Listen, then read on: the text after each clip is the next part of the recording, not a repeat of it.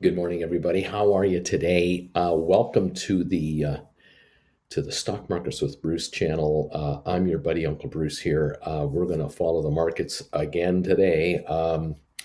This is January the 25th. It's Tuesday morning, 1 hour before the opening, and we're going to talk about what's going on now in the pre-market, and then hang around for a couple hours and see what the market wants to bring us. What has it got up its sleeve, and where is the sentiment heading? And what are the pros saying, and what are the markets telling us, and what's going to affect us, and on and on and on we go. We got lots. I mean, a ton to talk about. The best way to understand the markets now is to understand where the markets have been, and the best way to understand where the markets could go is to also understand where the markets have been in the past and what has affected them in the past, because history repeats itself all the time. It is the one thing that modern day dictators don't get through their thick skulls. Dictators think that I'll be a better dictator than the last dictator because I'm a smarter guy and I won't make the same mistakes and it'll be just fine. I'll dictate my followers to the ground and it'll be fabulous. And they'll love me.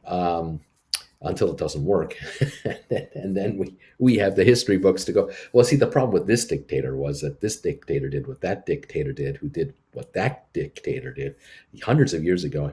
It didn't work out either. Anyway, what are you going to do? Welcome to Dictatorship 101. Nice to have you here. What a day we had yesterday. Let's talk about yesterday quickly and then talk about today. We started a bit lower yesterday, and we went down big time. The Dow was hanging around minus 3,400 for quite a while yesterday morning until finally it really started to break down.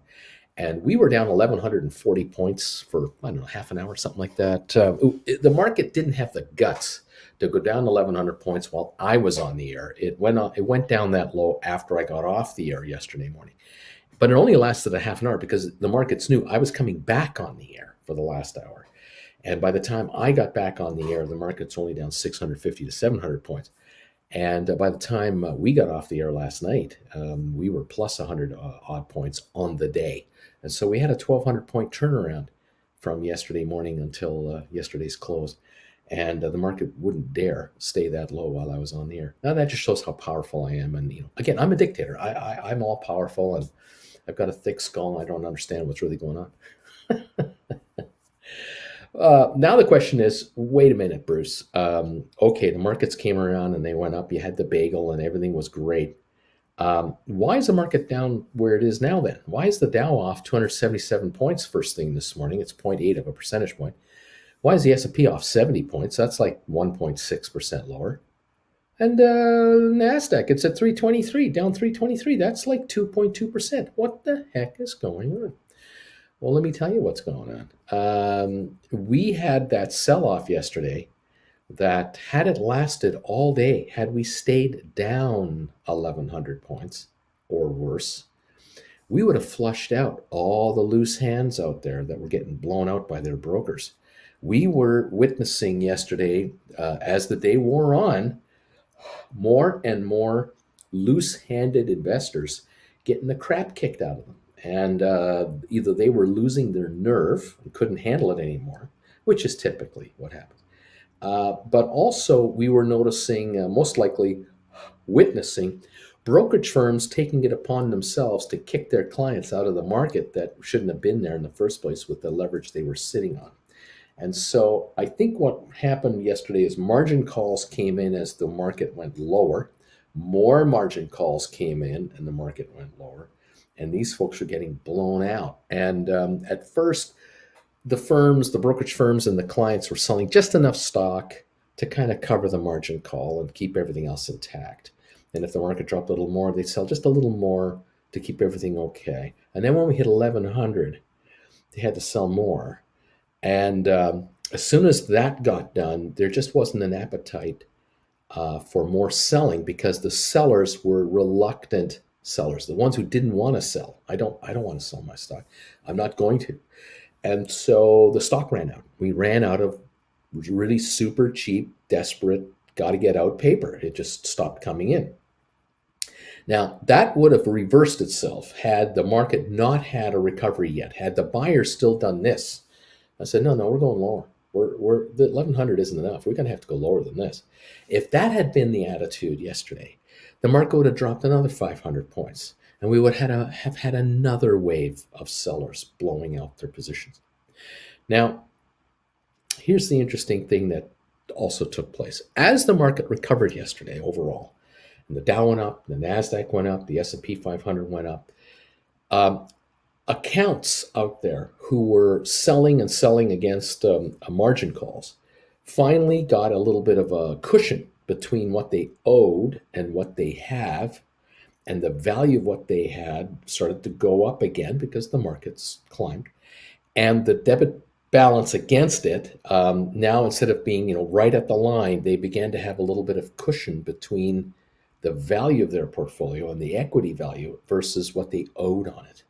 And so last night, with a 100-point gain from an 1,100-point loss, we had a whole bunch of funds, investors, margin accounts, you name it, with equity growing in their account versus what they owed against it. Now, what happens then is at the end of the day, everyone takes stock of where they're at. And even with that recovery, what unfortunately you have happen though is you had people who sold off some of their positions during the day yesterday. And at the end of the night, even though the market was up 100 points, they weren't as rich as they were the day before. Why is that? Because during the day, they sold off portions of themselves. In other words, I got to give up this finger to kind of keep the rest of my body intact, so that you let the finger get cut off. And then, I got to give up the next finger. So you give up the next finger. Got to give up the wrist. And then they give up the whole hand is gone now. But then the market comes back up, and everyone's going, yay, the market's back up. And the one guy in the crowd goes, yeah, that's great, except I'm missing a hand. I can't get it back. The market's back to where it was. It's even higher than it was yesterday, and I'm missing a hand. I'm not worth as much as I was yesterday. This is what happened overnight with accounts all over the place, around the world. A whole bunch of people's accounts got smaller as they offloaded positions. Some were offloading positions in a profit situation. Like, for example, SoFi. They were selling SoFi over $10 a share. They bought it at 10, and in a pipe financing, they were getting 11 or 12 bucks, offloading SoFi, locking in a small profit versus what they really should have been locking in. And at the end of the night, when SoFi recovered a bit and came back into this 12, whatever it was, 1330 level last night, the shares had been as low as 1183 and as high as 1335, closed at 1330. Yeah, that's great. Your stock's at 1330. Yeah, the problem is I'm down 20% of the shares I used to have. I only have 80% of my stock left, or I only have half of it left, or I have none of it left. I sold all of it into that market drop yesterday, all the way down to 1183 to cover all my margin expenses, all my calls, and my obligations. I had to pay everything off. And the stock's back to 1330, but I don't have any. That is what the reality is at the end of the night last night. You had losers licking their wounds going, yeah, I'm not up here. I'm down. The market's up and I'm down money. Now we come into round two today. And overnight, all of these outfits have looked at their accounts, looked at their books, and many of the market players are actually employees of firms that manage money.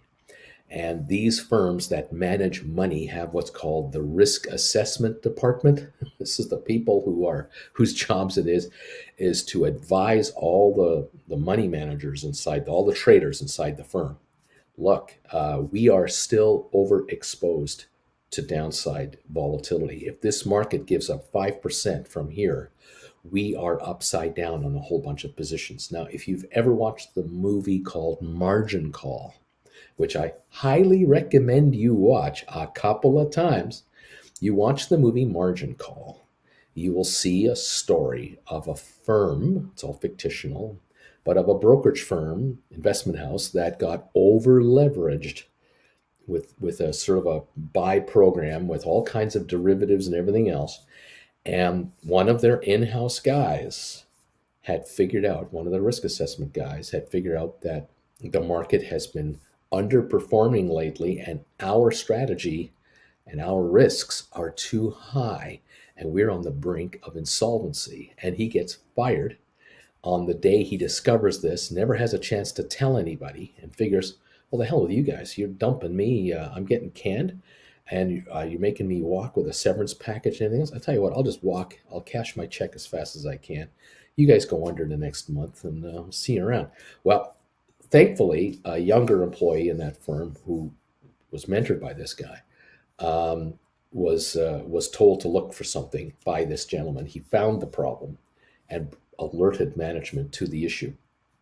And overnight, they decided at 3 in the morning, they decided we have to sell everything first thing tomorrow morning to save ourselves because we are so over leveraged against this position. We are in such trouble that a slight drop in the markets, we're cooked for dinner. And rather than us going under, we're going to sell out first and we're going to get out and get our money out. And we'll protect ourselves against insolvency. It will probably cost other firms we know a whole lot of money, but we have to survive ourselves. This is what's happening here right now in the market, pre-market. We've got, what it was, 40, 50 minutes to go before we open up. We're down 329 on the Dow. We're down 77 on S&P. We're down 342 on NASDAQ. There are firms in Europe, in Asia, Canada, USA, everywhere who are reassessing their positions right now. And they're looking at their liquidity position. They're looking at their exposure to margin calls. They're looking to their exposure into the derivatives. They're looking at their exposure into everything. And there are certain firms, not all, but a certain number of firms who have determined that the way this market has acted so far this year has been completely contrary to what we thought it would do. Or we believe that the market has got too much volatility in it right now for our liking. And it's past certain parameters, certain safety posts that we've passed by. We now have to make adjustments to our portfolio. Like it or not, we have to make adjustments. And that means we have to sell some stuff and buy other stuff. And the market is already reflecting that there are more sellers here this morning than buyers to start the day. Now, for some of you out there, this is fantastic news. This is the best thing that could ever happen. You guys were writing calls last night on GameStop when it broke through 100.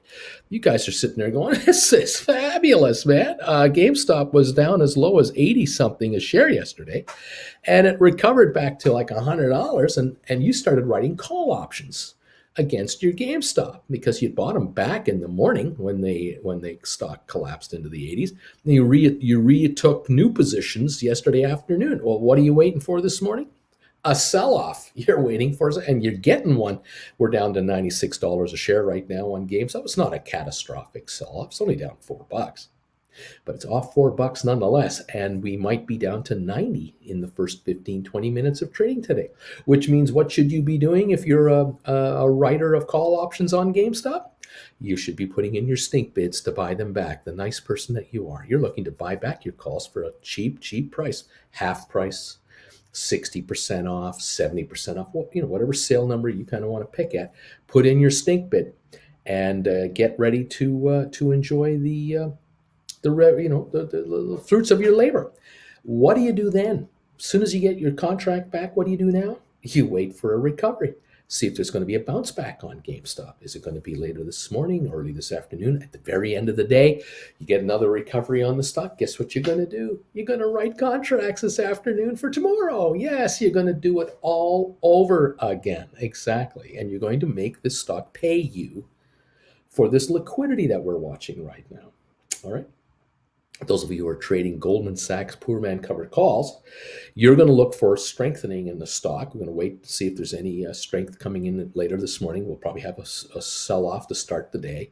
But we did have a nice recovery on Goldman Sachs yesterday afternoon. Those of you who are following this stock, you noticed how the shares yesterday were down to 326 and came out last night and closed out at 343. A nice little pop back. Some of you may have written calls late in the day yesterday. I don't know. I'm kind of hopeful that maybe you haven't. We'll see. If you have it, you have it. If you get a chance to buy them back this morning, great. Way to go. On the other hand, Goldman is right now 337. It's down $6. If it opens around 330 and then pops to 345 later today, and maybe even wants to pop to 350, 55, you're going to start writing calls for this Friday. You're going to start writing 355, 360s on another pullback tomorrow morning or whenever. That's what we're looking for. You're snipers. You guys who are writing call options, I keep calling you snipers, and I mean it. That's what you are. You are stuck in a spot. You're in a little sniper's nest somewhere. People can't. They don't know you're there, and you're looking for a certain target to come into your little field of vision where you can pick it off. And that's what you're doing with your call contracts. You're looking for the stock to come into a certain price range, and then you're going to nail it with a call option. You're going to sell 1, 10, 50, whatever number it is, and then you're going to put in your stink bids to buy it back at a fraction of the price. What you do with the money is up to you. Whether you buy more stock and what you're actually writing against, more power to you, or you pick up other paper or other in the money calls to write more poor man covered calls. Whatever game plan you have, that's what you got to do. But this morning we're going to notice another flush out of stock. I don't know how severe the sell-off will be. I don't know how long it's going to last. It might be 15 minutes. It might be an hour. We may have just a very short blowout, and then up we go 400 or 500 points. We are oversold on the markets. However, the market might be oversold, but individual players out there don't run as efficiently as markets do, because individual accounts and even hedge funds and institutions are run by human beings who have emotion, and people are reluctant to give up on a loser until they absolutely have to. Sometimes people will not sell until they're forced to sell, which means they're selling at the worst possible time because they're forced to sell. As an option writer, I am making you people become ruthless sellers into strength when you should be a seller. And I'm beginning to train you slowly but surely to become methodical, heartless money makers on the backs of a market in trouble. And that's what you've got to do, because if you don't do it, someone else is, and you don't make the money.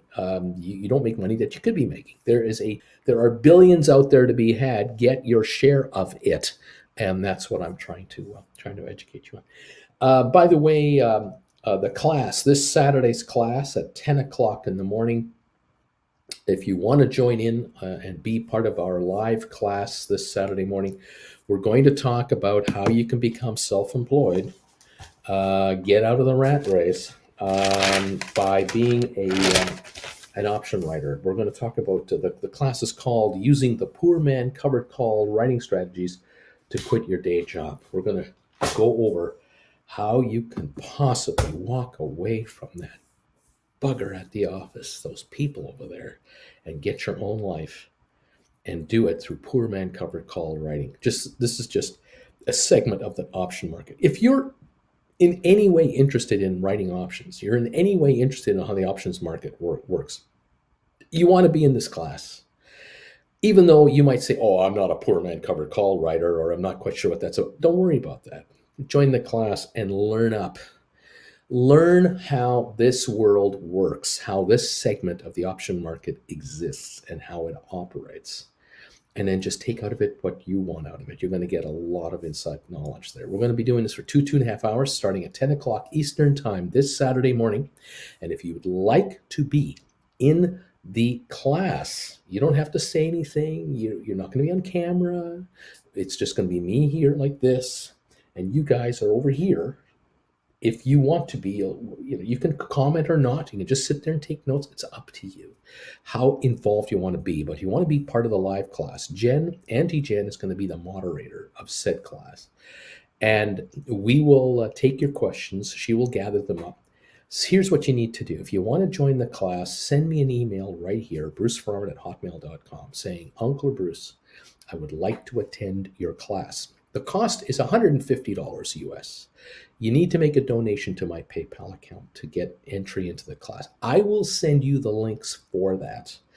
I need you to send me an email to say, I want in, because if you don't, I can't send you the link to the class. I need to have your email address. So send me an email right here. Say, Bruce, I'd like to be in the class. Please send me please send me the instructions on how to become a student for this class, how to be attending it.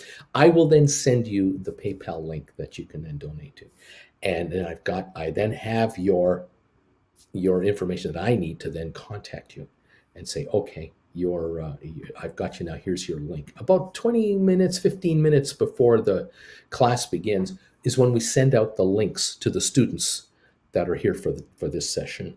You'll get your link. We'll then get you in, and we'll make sure everybody's here, and then we'll begin the class. Now, once the class is done, what happens is we get the class edited by Emily, my editor. She'll edit the class. She'll do that Monday, Tuesday next week. By Wednesday next week, roughly, this class that we're doing on Saturday will be on the website, stockmarketswithbruce.ca, my website.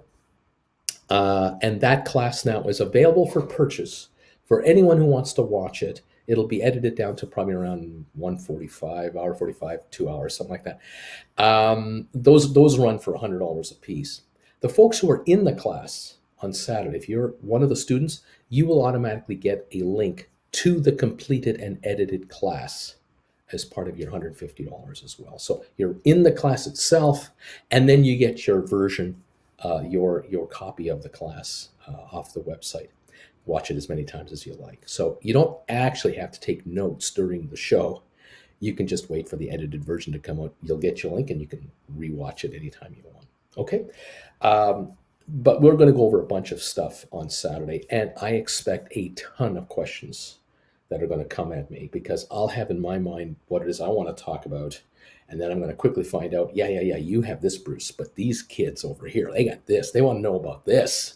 And so we'll address whatever we can as best we can live on the spot Saturday morning, 10 o'clock Eastern time for the next class. Okay, so let me know if you want in. We'll get you set up. All right. I want to talk about a little bit of history with you guys. I want to kind of tell you a little story, okay, of a lovely lady. No, I'm not going to tell you a story of a lovely lady with 4 children of her own.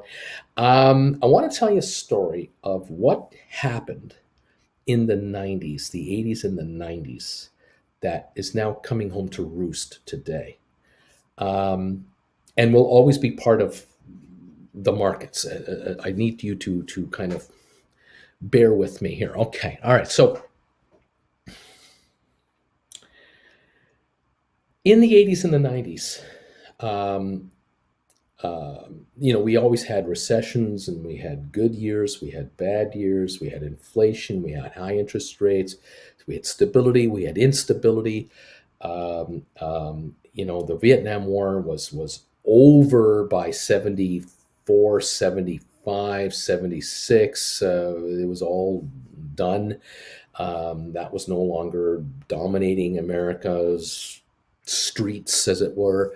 And the world was adjusting. The Rust Belt was really rusting out. The heart of America, where the Chevys were made, and the Fords and the Chryslers. I mean, these car companies were in trouble. In the early 80s, Chrysler had to beg the U.S. government for a bailout. They got it. They paid the government back, and Lee Iacocca saved Chrysler. But many, many casualties were had through the 80s and the 90s. There were a number of companies out there who were publicly traded that owned divisions. They would have like a mother corporation, and then they would have subsidiary companies underneath. And these large corporations muddled along, and they would come to their shareholders every quarter with results like they do now. And they would say stuff like, this division is doing great. This division is so-so. This division is struggling. We're fixing the struggling division, and we'll keep you posted.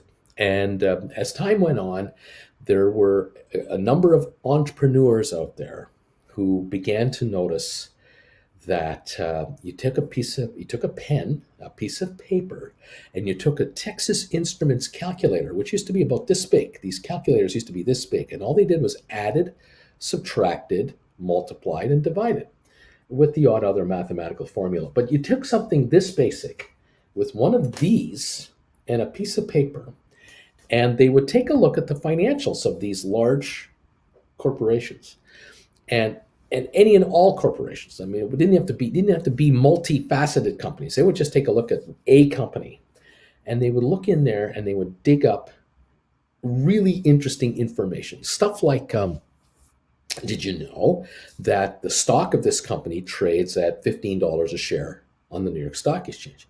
And if you multiply how many shares are outstanding by the price of the stock, you get the market capitalization of the corporation. And it's a $5 billion company, let's say. I'm making all this up, right?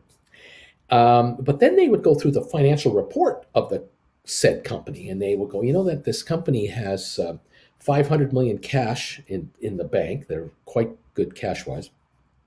They pay a dividend, and they're well run. But the real estate that this company owns, for its factories and for its showrooms or its distribution centers and plants, equipment, it's worth this much money. All the equipment they have is worth this much money. This division over here is worth this much money. This division is worth that much money. This is all the debt they have. They would break down the company into small little pieces, and they would quickly realize that, you know what, this company is worth more money in pieces than it is as the whole. And what we ought to do here is we got to find a backer, somebody with cash, where we walk in here and we buy up a bunch of the stock on the open market, because the reality is that the company was founded in the 1920s by so and so. Then it was passed off to the son and then the uncles and the cousins. And then outside management came in and the family slowly sold off its stock. And the reality is that the number one shareholder is an ancient ancestor of the original founder, and it's a 4% ownership. The other 96% of the company is held by mutual funds and investment and individual investors. There's no owner. There's no one owner. We're going to become the owner. And what would happen was these entities would be gobbled up. These shares would be bought up by these guys. These guys would find some cash. And they'd have a private holding company, and they would start buying up the stock. And they would get to the point where they'd buy up 10%, 12%, 15% of the company. And they would then decide to do a takeover. And they would put in a takeover offer to get 51% of the stock. But what they did before they made that takeover offer is they would talk to the 10 largest shareholders of said company, which would be generally mutual funds, pension funds, institutional holders. And they would go to these guys and they say, look, the stock you got was 15 bucks a share before we got involved. We've run it up to 20 bucks a share because we've bought up all kinds of paper here. We're the single largest shareholder now. We own like 14, 18% of the company. We're looking to get to 50.1% support to take this thing over. And what we're going to do is we're going to divvy this thing up because it's actually worth 50 bucks a share. You're trading, you own stock that's trading at $15 a share. That's now 20 bucks a share. It's actually worth 50. Your pension holders, your investors in these mutual funds, if they knew the truth, they'd be upset. You are undervalued big time. And these institutionals would go, well, you got my vote. Yeah, if you can turn this thing around, I'm definitely interested.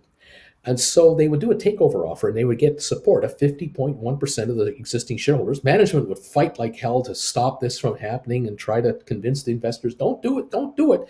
But of course, the outsiders would say, you want to go with these guys? This stock was 15 bucks a share 2 weeks ago, 2 months ago, 3 months ago, for the last 8 years. These guys are well paid. They have no incentive to make you money because they're not even shareholders. The entire board of directors owns 0.5% of the company. And so these outsiders would come in and they'd grab the company, and they would immediately replace the board of directors with their guys. And they would immediately replace the CEOs and all the top officers with their guys. And then they would begin the process of piecing off the company, and they would sell the company out from itself. They would literally chunk it off, and they would bring this entity down to maybe 1/4 of its size. They would bring in huge gobs of dough that would be coming in. They would announce either a special dividend to shareholders. They would do stock buybacks. The bottom line was the stock would be bought up at a higher price. In some cases, these guys would take over the whole company for, say, 30 bucks a share, and they'd buy it all. And it wouldn't be a public company anymore. It now is a privately held entity that they paid 30 bucks a share for. The whole thing. It was 15. They got involved. It got to 20. They put in an offer at 28, bumped it to 30, got the votes, own it. And then what did they do? Pieced it off, and they sold the whole thing for 60 bucks because they chunked off this piece for 20 bucks, this piece for 20 bucks, this piece. And the company is no longer in existence as a publicly traded company anymore. It is now part of other corporations. It's all been split out. And those people who are specialists in this area of the business world bought this chunk of the company. People who are specialists in distribution bought that chunk of the company, and on it went. And these guys took a $15 stock, ran up to 20, bought the whole thing at 30, and got out at 60. This happened time and time again in the 80s and the 90s. There was a movie called Other People's Money with Danny DeVito that is out there. Same thing. Danny DeVito trying to take over a mom and pop created company that's still run by grandpa, and he wants to take it over and divvy it up and split it all out. And then it became a Hollywood love story and all that kind of stuff. But the basics was there. If you ever watched Wall Street with Michael Douglas, it's the same thing. Wall Street is a guy who wants to take over this company and then split it off and sell it and move on with it. And then it got into all kinds of other crap. And again, Hollywood got involved. It wasn't a business story anymore. But the basics were there. In the 90s and the 2000s and up until now, there's a new game in town. There was a new game in town. And that new game was where you buy a company up and take it over and you privatize it. And then what you do is you laden it up with debt. You buy a perfectly good operating corporation or a perfectly fine operating company, and it costs you, say, to get control of the company. Let's say even to keep it public, you would pay maybe $5 billion you'd spend to get control of the company, and then you would start issuing bonds for the company. You'd raise cash, raise debt against the assets of the corporation itself, and you would raise $10 billion in cash, and you would pay yourself back this $5 billion plus. And at the end of the day, the company would be so debt laden that it would go under, and the bankers would lose everything, and these guys would come out ahead. They would, in some cases, they would buy it, privatize it, and then borrow it up to the hilt, and then let it go under. And perfectly good brand names would just disappear. Payless Shoes comes to mind as one of these kinds of companies. It is stunning how entrepreneurs will take a look at your business and look at your business in a totally different way than you look at the business. You have a restaurant and you're serving your clients, and you have the same familiar faces coming in every day for lunch or breakfast or occasionally for dinner, and you've got this loyal clientele where there's an investor on the outside who's looking at your business and makes you an offer for your business. And you figured your business is worth $1 million, and they come to you and say, I'll offer you 1.2 million for your business. And you sell to this person because you can't believe you're getting this much money for your business, and you take the money and off you go.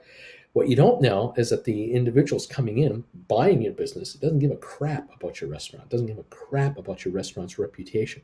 What did this person really want?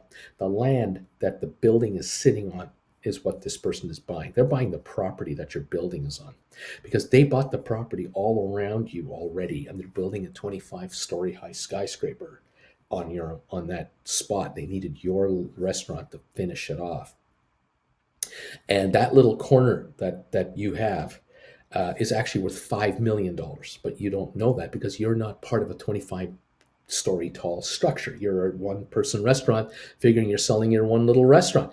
And so you walked with your 1.2 million, and you seem quite happy. You're now retired. You've moved to Florida, what have you. You're gone. And this individual is just putting together a chess piece. They're playing chess with 15 different layers. And in the end of the day, in 5 years, there will be a 25-story building there that used to have your restaurant, and all these other mom and pop shops are all gone now. That's business. It's nothing personal. It's just business. Now in the markets, this is what's going on here. We have got people in the markets who believe in low interest rates. They love it. They love the fact that American consumers and Canadian consumers and many European consumers are flush with cash. It's great. We have a ton of money on the sidelines that can go into this market. That's great. But they have other concerns right now. They're leveraged to the hilt with all kinds of speculative bets on the future of markets, interest rates, currencies, commodities, lithium production, nickel, zinc, iron ore, logs, pork bellies, whatever. They don't have the same interest that we have. We're simpletons on this channel. We're all simpletons. We think about buying low and selling high, or we think of selling options and buying them back lower. It's all we have to worry about. It's simple. Actually, it lets us sleep at night a little better because we don't have 25 million things going on in the world. We have these things to worry about. But we have to pay attention to the big picture. The big picture is this morning the markets are down. Yet they improved 1,200 points yesterday in 3 hours. And this morning they're down. And we have to contend with this. And we have to accept it. And we have to let it go. And we have to calm down. And we have to go, all right, I get it. I understand. I'm a simpleton. I'm looking for deals. And I have my favorite stocks. And I'm here for the long haul. The short-term shenanigans that are going on and the over-leveraged players out there who've gotten themselves into a heck of a mess are going to have to straighten themselves out, and that's what they're doing. I saw a headline this morning that said, in the first hours of trading yesterday morning, I can't remember if it was JP Morgan or one of the investment banks were quoted as saying something like, a whole bunch of retail investors got out of the stock market. And kind of making it sound like you dumb money people, all of you out there who are dumb money, buying and selling stock with this, don't know what you're doing. You all bailed out of the market yesterday morning, and then the market went up after you got out, and you lost again. That was kind of the inference of the headline. What the headline didn't talk about, what they didn't say was, well, as the day went on, these folks who were flush with cash started putting money back into the market as to where they wanted it to go. Now, there were sellers yesterday morning who, through the circumstances they're in, they don't have an advisor. They don't know of an Uncle Bruce. They've never heard of Uncle Bruce before. They don't have someone to calm them down. They panicked and they drank the Kool-Aid and they believed the propaganda and they blew out their positions. Who was buying the positions yesterday morning as the sales were coming in? I know some of them. They're right here on this channel. There are viewers right here on this channel who gleefully were telling all of us this afternoon, right over here on these comments, I picked off a whole bunch of cheap stock in Spire. I bought a bunch of SoFi today. I bought a bunch of Matterport today. Thank you, everybody. I really appreciate the offer. The sale price of Matterport was just too irresistible. Thank you very much. And what was I telling you guys to do yesterday morning? Keep your eye on poor man covered call options. Pick off, deepen the money contracts on Goldman Sachs, on Apple, on Microsoft, IBM. Get yourselves deep in the money calls on these high-end companies because you're going to be poor man covered call writers the next few days, next few weeks. And of course, mentioning to all of you the former SPACs we follow, here's some deals. Get yourself positioned. And those of you who were in a position to do it and had the faith to do it, you went ahead and yesterday morning in the first 3 hours of the day, you picked off deals left, right, and center. You put in stink bids and got filled, and you couldn't believe the prices you were getting. And then in the afternoon yesterday, when the market took off, you're just sitting there going, this is great. This is fantastic. Well, that's how this market is supposed to work for those who know what the hell they're doing. And I'm happy that a number of you were able to take advantage of this, because even during a bloodbath, you were making money. And that is what it's all about. It's nothing personal. It's not personal. It's just money. If you watch the Godfather movies, it's just business. It's just business. It's not personal. It's just business. And that's what we have to watch here. That's what we have to do here today and tomorrow and all this week. These volatility moves on these markets will continue until morale improves. And you cannot let it get to you. It's not personal to you. No one's picking on you.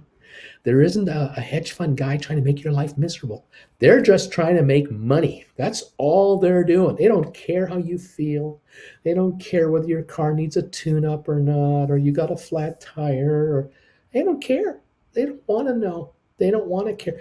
These guys and girls are trying to hang on to their jobs and careers, and they're trying to answer to their higher ups that they are worthy of the cubicle they've been given. Now, a number of them are working from home, another number of them in the offices, whatever the situation. They're around the world, they're everywhere, and there are people in broad daylight trading and in the middle of the night trading, depending on where on the planet they happen to be at. And then there are you guys. And you guys are the ones who are watching this market with this old guy who didn't shave last night. A little scruffy today, but so what? Fire me. Here we are watching the markets together to see what they're going to do today. And you buy low, you sell high. You sell high, you buy low. It's a simple formula. There's no magic to it in that sense. The question is, can you get from point A to point B without it killing you emotionally and in a stress level? And that's your secret right here. If I can keep you calm enough where you're the 10 percentile of the market players out there who can handle all these gyrations and just let it go. Just let it go. It's nothing personal. Let it go. You're going to make it. If you're one of the 90 percentile that can't handle it, then you're going to lose money anywhere from just a little bit to some money to a lot of money, depending on how irrational you become and how unable you can handle the stresses of the daily markets. Good news is the market closes today at around 4 o'clock, and you get to just kind of hang on until then and just relax for another 12 hours or so until tomorrow. It only is 5 days a week. It's not like, every day of the week we have to do this. But there are some real opportunities here, and you've just got to stick around and enjoy the show and take the dough. And remember, that's what you're here for. You're here to make money. We have friends here. Yeah, there are friends here talking to each other. People are becoming friends, but we're here to make dough. And sometimes you might be more aggressive than perhaps I'd like you to be. It's okay. It's your money. It's not my money. It's your money. I'm here to try to explain it in plain English and give you an overview of where we're at and what I see and what's happening. You're the ones who have to pull the trigger on whatever trade you make. And if I can help educate you on the do's and don'ts, the pluses and the minuses, the good and the bad, the absurd and the not absurd, then I've done my job, because I'm just a YouTuber.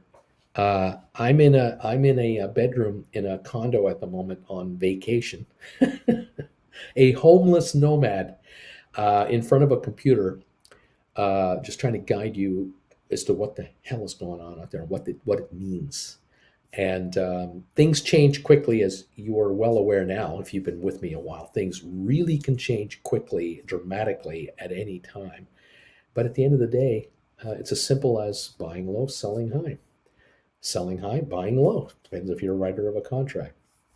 But you've got to have the underlying faith that there will be a tomorrow, and you'll be here and you'll be part of it. And you know what? Sometimes you have a good week and you make money. Sometimes you have a good week, but you don't make money. Sometimes you have a bad week, you don't make money. But you're here the next week, and you're here the next week, and you're here the next week. And you're getting smarter, calmer, more experienced, and you're not as flustered as you used to be. You remember the first time you ever put in an order to write a contract to sell a call option? Notice how nervous you were? Or when you bought a call option? You get used to it after a while. You get calmer. But you've probably noticed, we all forget, and we're all guilty of this. You forget how far you've come until you talk to someone you haven't seen in a while. Might be a close friend, a relative, a former acquaintance at work, some buddy of yours you used to go bowling with, whatever it is. You talk to someone you haven't talked to in a while, and they say, "What have you been up to?" And you say, "Oh, the last 2-3 months I've been kind of taken my day is taken up watching this homeless Canadian guy explain how the market works, and I've been learning how to become an option writer. And I go, what? What's an option? I've heard of options, but what does writing an option mean? And then you try to explain it, and they go, huh? Whoa, whoa. You're in front of them in person, and their face goes blank. And then they start looking around just to see, well, it's a nice looking day today, because they have no idea what you're talking about. They don't know what you're talking about. Or they instantly think you're a moron. You've lost your mind, because, again, they don't know. And it's okay. Your job is to not convince relatives, friends, and neighbors and coworkers that what you're doing is the right thing you're doing. Don't waste your time doing that. Your time should be wasted, if that's the right term. Your time should be invested into making yourself a better trader and watching these markets, analyzing these markets, understanding how world events can affect things, and becoming a smarter trader. That's what you should be concentrating on. You're into this game, now become good at it. Because of 100% of all the players out there, maybe a quarter, a third will even think of buying and selling contracts, option contracts. Of those players, 1 in 10 might be a writer, maybe occasional writer. Of those, maybe 1 in 2, 1 in 3 are writers extraordinaire, constant writers. And that's what I'm trying to get you. I'm trying to get you into this 98% point, this small little sliver of the market way over here. If I can get you up there and keep you away from the madness down here, the goofiness down here, you will not make many mistakes. And if I can keep you away from making mistakes, I've done most of the work for you. I've got you most of the way there. Because avoiding mistakes immediately takes half of your disasters off the table right there.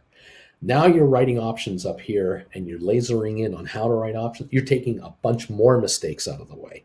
You're not going to get caught up in a hot rumor stock. You're not going to get caught up where a friend of yours calls up, so, oh, I just heard something about company, blah, we should buy this stuff. And you find out later that your buddy is buying the stock that he's all excited about at the all-time high that it'll ever have, which is 48 cents a share, and what used to be 2-cent stock. You didn't get sucked in there. I'm trying to keep you away from the stupidness out there, the silliness, and keep you on the upper echelon. I'm trying to make you guys, if possible, portfolio managers, professional portfolio managers. And I've been on the air barely a year. And what I'm trying to get you guys to do, if you are ever exposed to a portfolio manager who does this full time, you will quickly find out that the portfolio managers you ever meet, if you ever meet any of them, are in their 30s and 40s, usually 40s towards their 50s, who've been doing this for 20 years. They started as runners, assistants, grunts, and they moved their way up to portfolio manager over 20, 25 years. And they do that for 10, 15 years and retire quite nicely. I've been on the air less than a year. I've been talking to you guys about writing options for about 6 months because I started my classes in June, July of this past year. So you're on an accelerated course right now. And so those of you who feel that it's not going fast enough for you, hang on, Chester. Put your seatbelts on. We've only just started this little party here because you ain't seen nothing yet. We have a long way to go before we've seen it all. And so I don't know if I'll be on the air long enough because I am 66. I have no idea if I'll be around long enough to get all of you to the promised land. But you're already well on your way. And if I can get you into the basics and help you out with that, I've done my job, and we'll see how far we can go with it. Again, thank you, all of you who are hanging around with this old man. I am truly humbled by this. I really am.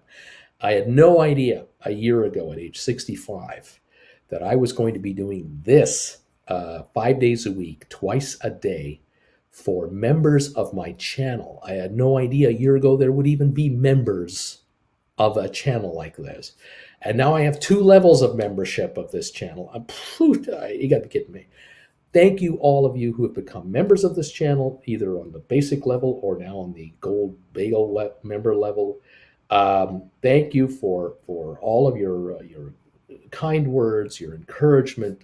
It's great, and it is really something. Again, I have friends of mine. I have some friends of mine who do not know I do this. I haven't talked to some people that I've known for years and years and years, for quite some time because of COVID. Jen and I are just hanging out here in a condo because we don't dare go out there to movies and whatever to get exposed to all kinds of people we don't know. So there's a lot of people that I've known over the years that do not know I do this. They stumble across this channel, some of them, and they send an email to Jen and go, "What the hell is this? I didn't know he was doing that. What? This is crazy. Wow." So I'm getting this all the time. So those of you who are who have joined me, I thank you so much. And if you're a member of this channel, I can't thank you enough because it reassures Jen and I that I can just keep on doing this. I can just keep coming on every day and just giving you my 2 bits worth and hopefully, cross our fingers, lead you down the path to making money. And there it is. Thank you. Beach Boy, I love you too, buddy. I love you too. Thank you all. So, we appreciate it. If you become a regular member of this channel, you can make comments over here and use the emojis. If you become a gold bagel member of this channel, you can do this, and you get to join me for the alert, the investor alert every morning before this show, so that I can give you a heads up on trades you should be looking at. Plus Wednesday nights, which is tomorrow, 8 o'clock Eastern time, all of these members here, all these gold bagel members of this channel, you get to join me prime time live with Uncle Bruce, 8 o'clock Eastern time. It's an open Q&A session, and we'll cover anything you want to talk to me about with regards to your trades, your option positions, your thoughts, whatever, because we're not distracted by the markets at 8 o'clock at night. I can just talk to you guys. And so become a gold member if you like, and enjoy those perks, or become a regular member, enjoy the hospitality and the company of all these folks over here. You'll ask, a lot of you ask me questions here. A lot of you notice people ask me questions here, and I'm so behind on messages that the answers have already been given by other viewers before I get there. And that's one of the perks of being a member of this channel. You get to comment here, ask questions, and some of these folks will already have answers for you because there are some people here, over here, who are really experienced with the markets. They know a lot, and you can take advantage and pick their brains as you pick mine. So thank you all for being here. It's just great that you're joining us. Thank you for the 277 thumbs ups already, and thank you for those of you who are already reacting and answering my poll question today. 491 of you have already answered my poll question, and that question is: GameStop will go over 150 a share, or will go below 75 a share in the next 3 months. And 55% of you are saying it's going to go over 150. 45% of you are saying, nah, it's going under 75. I'm just curious. I love running these polls once in a while. See what you guys think about that. Thank you all for being here for that and being here in general. Thank you, Sergio Hernandez, for upgrading to become a gold member of this channel. Thank those of you who've gone from the regular member to the gold level. It is really appreciated, and it is meaningful to us. It is a big deal here. Max, thank you, buddy, for this. Still bringing the truth to the masses. Thanks for helping us all wake up and take control, Bruce. Thanks, buddy. Appreciate that. Nice to have you here. John is saying, I wrote a SoFi $20 covered call for the 18th of February. Do I have to worry about being taken out? Am I going to be exercised? John, you got nothing to worry about. So what if the stock goes up? What do you care? Stock goes up to $22 and this contract's in the money? Whoop-de-freaking do. You know what you're going to do. You're going to roll it over. What's to worry about? You have no trouble whatsoever. You're going to be just fine. The problem you're going to have, John, is I'm going to put you into a higher tax bracket, and you're going to have a problem with that. A lovely problem with that. Real nice problem. So we're going to be okay. Thanks, John. Love you, buddy. Thanks. Glad to have you here. Thank you again for 292 thumbs ups already for this show. 5 minutes away from opening up today. Let's see what the markets will bring us and see if we can take advantage of some trades here. I'm looking at Goldman down 571, I think. Let me just refresh my screen. Yeah, down 571 to 337 right now. It's coming up a little bit. It was actually a little lower. It's coming back a titch. We've got the Dow off 290 points. We have S&P down 69 and NASDAQ down 307. Kind of to be expected with a 1,400 point swing yesterday. You got to give the market some leeway to move 200 points first thing this morning. I guess I could give it that. No problembo. What else is going on? The IMF, the International Monetary Fund, cuts global economic growth forecasts. Stalled Biden Build Back Better bill, and China is cited, and they've got it absolutely right. I cannot emphasize enough how unfortunate it is that the Build Back Better deal collapsed because this was the gift of the golden goose being given to Americans left, right, and center. But oh, the politics got in the way of this one. And now it is a dead duck. The only way Build Back Better is going to happen is in chunks and pieces. And if the midterms go the way they're going to go, the way they look they're going to go, America will be stalled for 2 years with nothing happening, and the recession is around the corner. America is going to vote itself into a recession, likely because of the move towards the right. And we on the outside, we just kind of go, this is what America does. America is so good at screwing itself. It's unbelievable how it does it. Time and time again, we just kind of shake our heads and go, these guys can borrow money for virtually nothing. I mean, inflation is 6%. They can borrow money at 1.8 and build highways and build bridges and employ millions of their own people, and they don't do it. They won't do it. And these politicians have this way of talking themselves out of it. It's truly incredible. It's almost like investing in your own country is a bad thing to do. It is really shocking. China is just going to town. Other countries who can afford it are going to town with the finest infrastructure mankind can build. And for the next 50 to 100 years, they will reap the rewards of top-notch infrastructure, which is what America did after the Second World War. It reaped the benefits of some of the finest infrastructure mankind could have ever designed, the highway system being one of them, under the Eisenhower administration, which was Republican. The Republicans under Eisenhower built the highways of the United States, borrowed money from world markets to build the highways, and Americans have been enjoying the highways ever since the 1950s. But that's socialism now, and you can't have that. Oh, God, no, you can't have that. So there you go. What can I say? It is what it is, and we're just on the outside looking in going, hey, don't listen to us. We're just simpletons out here trying to figure out how to make it work. What can I say? So much fun and never a dull moment. Thank you all for being here today and being part of the show.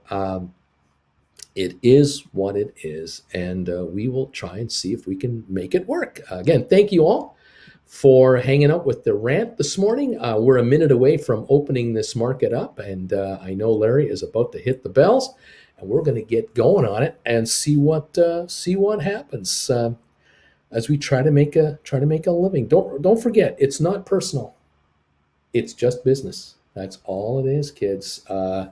There are people trying to make money. Unfortunately, there are people trying to make money on other people who are trying to make money, and that's this game. That's what this game is. There isn't an invisible enemy. It is just within, and you're just trying to make your sliver of the pie work for you. Larry has done it yet again. The bells have been rung by Larry Titus, which means it's official. We're up and trading. We're up and running. What are we going to see today? What are the markets going to do? How much richer are we going to get today? Because every day we should be richer than the day before. That's the way I figure about it.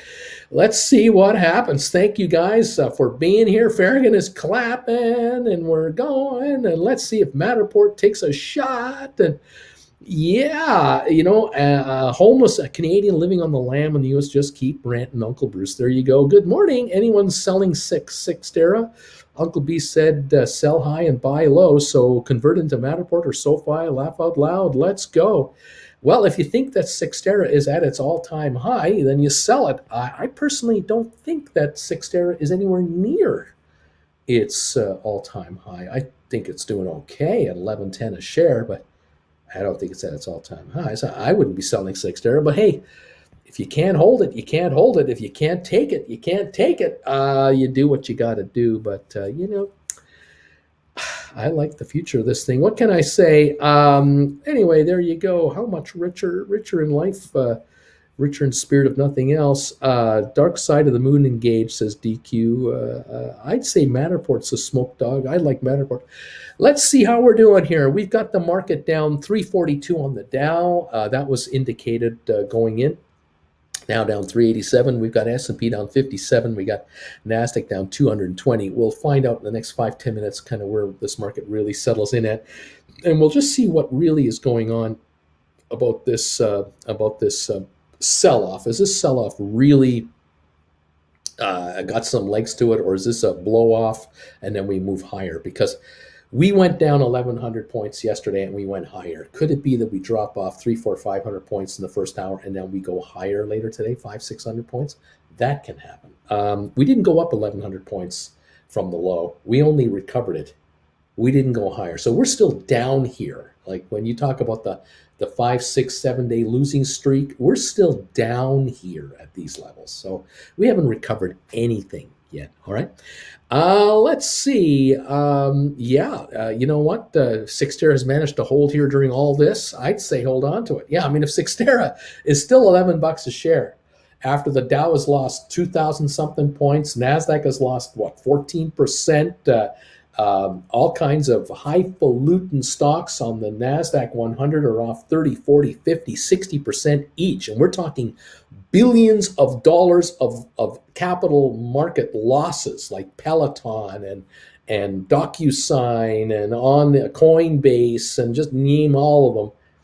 And this Xterra is still 11 something a share. Maybe it's the strongest stock on the market. Maybe it's one of the best performing stocks on the market. Have you thought of that? Maybe that's what's going on. Maybe it should be purchased rather than thought of, well, I should dump it. Maybe you should be buying it, because if it can hold this kind of a performance in this market, what do you think Xterra could do with a straight up market move for like 2 straight weeks? What if we gain 4,000 points on the markets over the next month and a half? Where can Xterra go then? $30 a share? 25? Don't think it's going to 8, but that's just me. Anyway, everyone has their opinion on it, and free to comment all you want. Rocket Lab down 12 cents a share to start the day at $8.60. SoFi is down 34 cents at the moment to $12.96. GameStop at $96.54, down $3.61.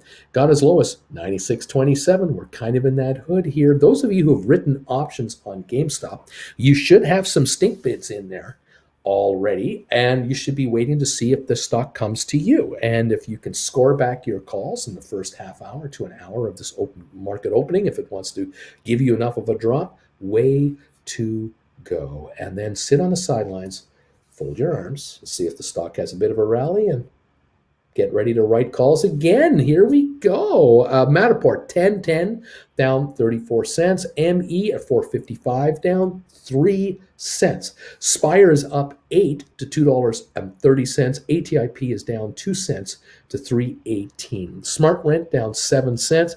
Xterra down 19. Now, some of these quotes might be from last night's trades. Some of these may not be up and running yet. We'll keep an eye on all that. as we watch this market settle in. I've got Goldman at 335, down 761 at the moment. I'm showing the Dow off 328. I'm showing S&P off 63 and NASDAQ down 233 at the moment. That is where we're at right now, and we'll see what happens. You can always throw at me second-to-second quotes if you want to try to make your point. But at the end of the day, it's really what happens long term is what's going to make it go or not go, and we'll just see how things work out. Anyway, what else we got? IBM's up 118 to 130 bucks. We got Microsoft down $4. We got Apple down $3. Goldman off 8 to 335. Opportunities to buy deep in the money contracts on all three of those stocks: Microsoft, Apple, Goldman. Cisco's off 89 cents. Opportunities to buy 45s, 46s, 47s, 48s on Cisco are available there for future covered call writing. Facebook down 832 at $300 a share. The high for Facebook, 384. That's on sale. Cyxtera is doing better than that, I'll tell you. Amazon off 40 odd dollars a share. Tesla down 639 to 923. Google down 47 to 2560. Bed Bath Beyond up 17 cents. BlackBerry down 6. Royal Caribbean down $1.20. Got Target down 260. JP Morgan down 230. Costco at $479 a share. The high 571. We're off almost 100 from its high, which is about 18%. This is correction territory for Costco. Walmart up 3 cents. Nvidia up down 868. Disney at 135. 237 down. What else is going on here? American Airlines down 17 cents to 16.24. We've got DraftKings back to 20 bucks a share. Moderna up $9 to up 981 to 167.11. A little better there. That stock bottomed out yesterday at one point. It was sitting at 138 and is now 168. It's a nice little snapback rally on Moderna here. What else is going on? Workday down 260, DoorDash down 370, Airbnb down 320, Micron down $1, Intel off 42 cents. Anyway, there you have it. Early indications. We'll see how the markets adjust here. I'm now showing green on Rocket Lab. We're at 881 up 9. SoFi up 7 cents to 13.37. GameStop up 36 cents to $100, 51 cents. Matterport only down 17 cents, got as low as 988. Now has made a turn to 1023, down only 21 cents. ME up a nickel at 463. Spire down 3 cents. ATIP up a penny. SmartRent down 3. Cyxtera down 15. Turnaround underway over there. On the markets itself, the big boys, the Dow is down 250. We've recovered about 100 plus points so far.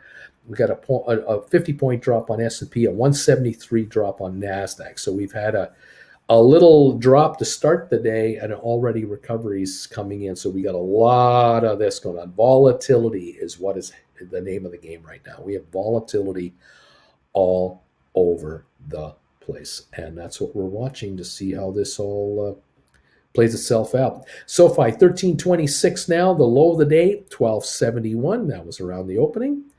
High today, 1345. Now at 1320, down a dime. That's what we've got on SoFi. Volume on SoFi, 6.8 million.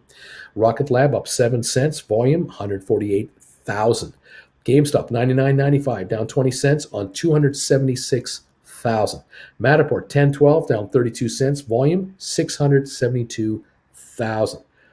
ME up 1.5 cents. Under 10,000 volume. Spire 228 down 2 cents on 22,000 shares. ATIP 319.5 down a half a penny on 44,000 shares. We're talking nothing burgers.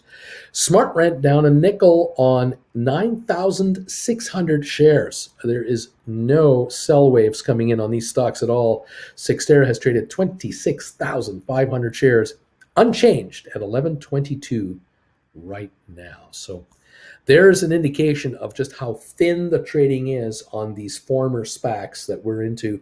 It could be, possibly, maybe, who knows, perhaps the problem children who had to sell this stock under duress have been blown out. And maybe these have all been cleaned up. Let's see. I don't know. Just saying. It's going to happen sooner or later. You keep selling this stuff at anything you can get for it. Eventually, those guys are gone and they're not coming back. They weren't investors. They weren't here for 5 years. They were here for a profit. They got their brains handed to them. They got kicked out and they're gone now. They've gone clubbing somewhere else and they're not here anymore. We're down 300 points on the Dow. We're down 55 on S&P, and we're off 189 on the NASDAQ. Okay.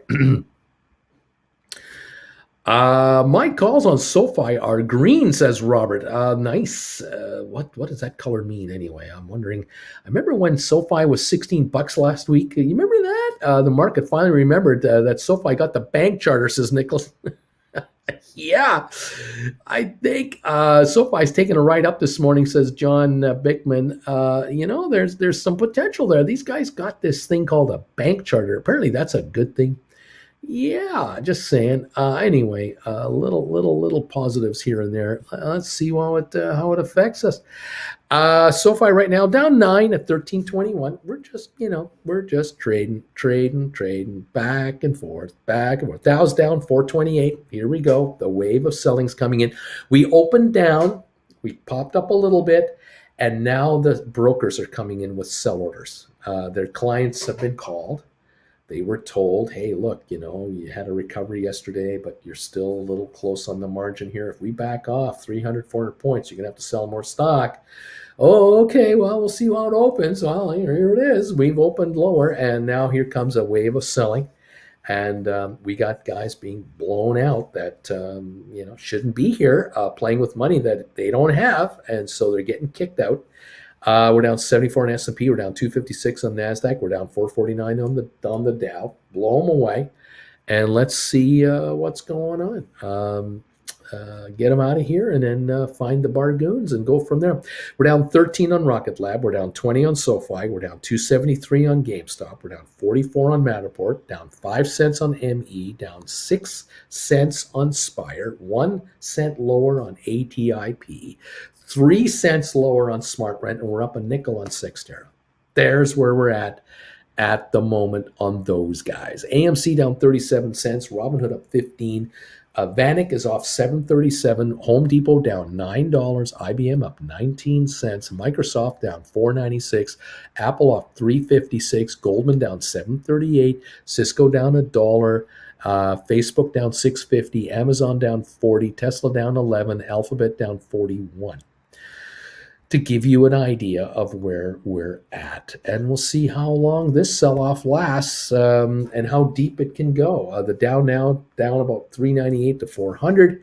S&P 68, 70 points on the downside. NASDAQ down 245. The worst performer is NASDAQ, down 1.77%. S&P down 165. Dow is down 1.2. At the moment. There's where we're at. Oil up 29 cents a barrel to 83.60. There it is. Fun till Daddy takes the broken T-bird away.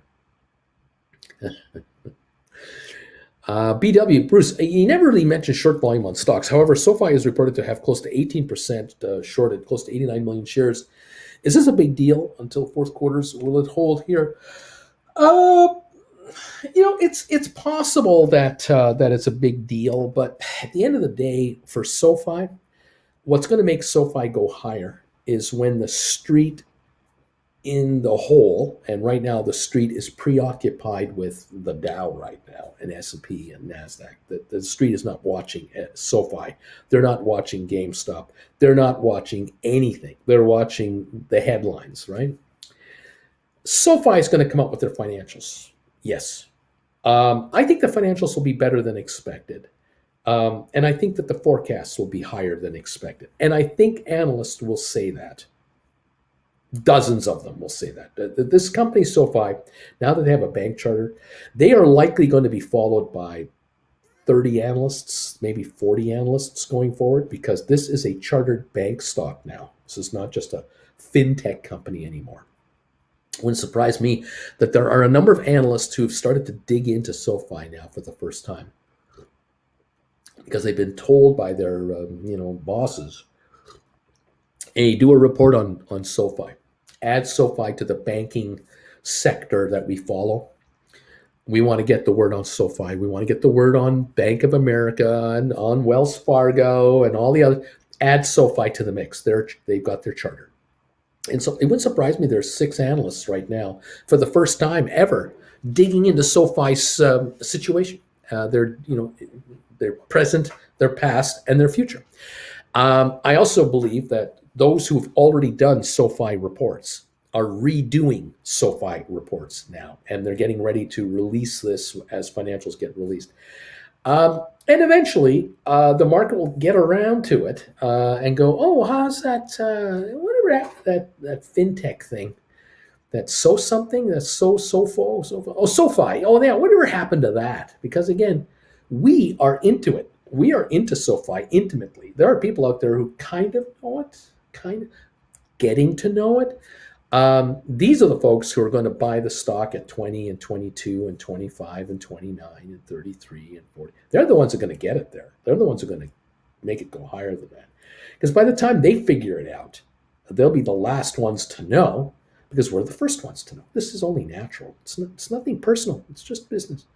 And then we'll see how it goes. I don't know if the short thing is all that much to worry about. We'll see. Okay. Bama Babe says, my stink bid on covered calls for GameStop was filled. Time to write another covered call. Let's go. Way to go, Bama Babe. Making money. Let's see. The 100s for next Friday are going for $8 to $10, says Rob, just for your information. So the higher GameStop goes, the higher the premiums will be for next Friday's 100s. There's opportunities there. Sextel says, I hate you GameStop writers. I'm jealous. Dr. Walter, Sextel, it's always tempting to sell your winners to pick up bargains. I get it. However, if you're selling an under-discovered stock that is performing well in the choppy market, there you go. Let's see. What else is going on here? To paraphrase Mark Cuban, if you liked the company when you bought it, nothing has changed. Why would you sell it? There you go. I just saw the poll, says DM. There's a lot of folks in here that don't pay attention to the 3-month cycle. Oh, okay. Let's see. Let's just burn it down, whatever. Made a bunch on that SoFi pop, says Cheddar. Sold calls at the top and bought back.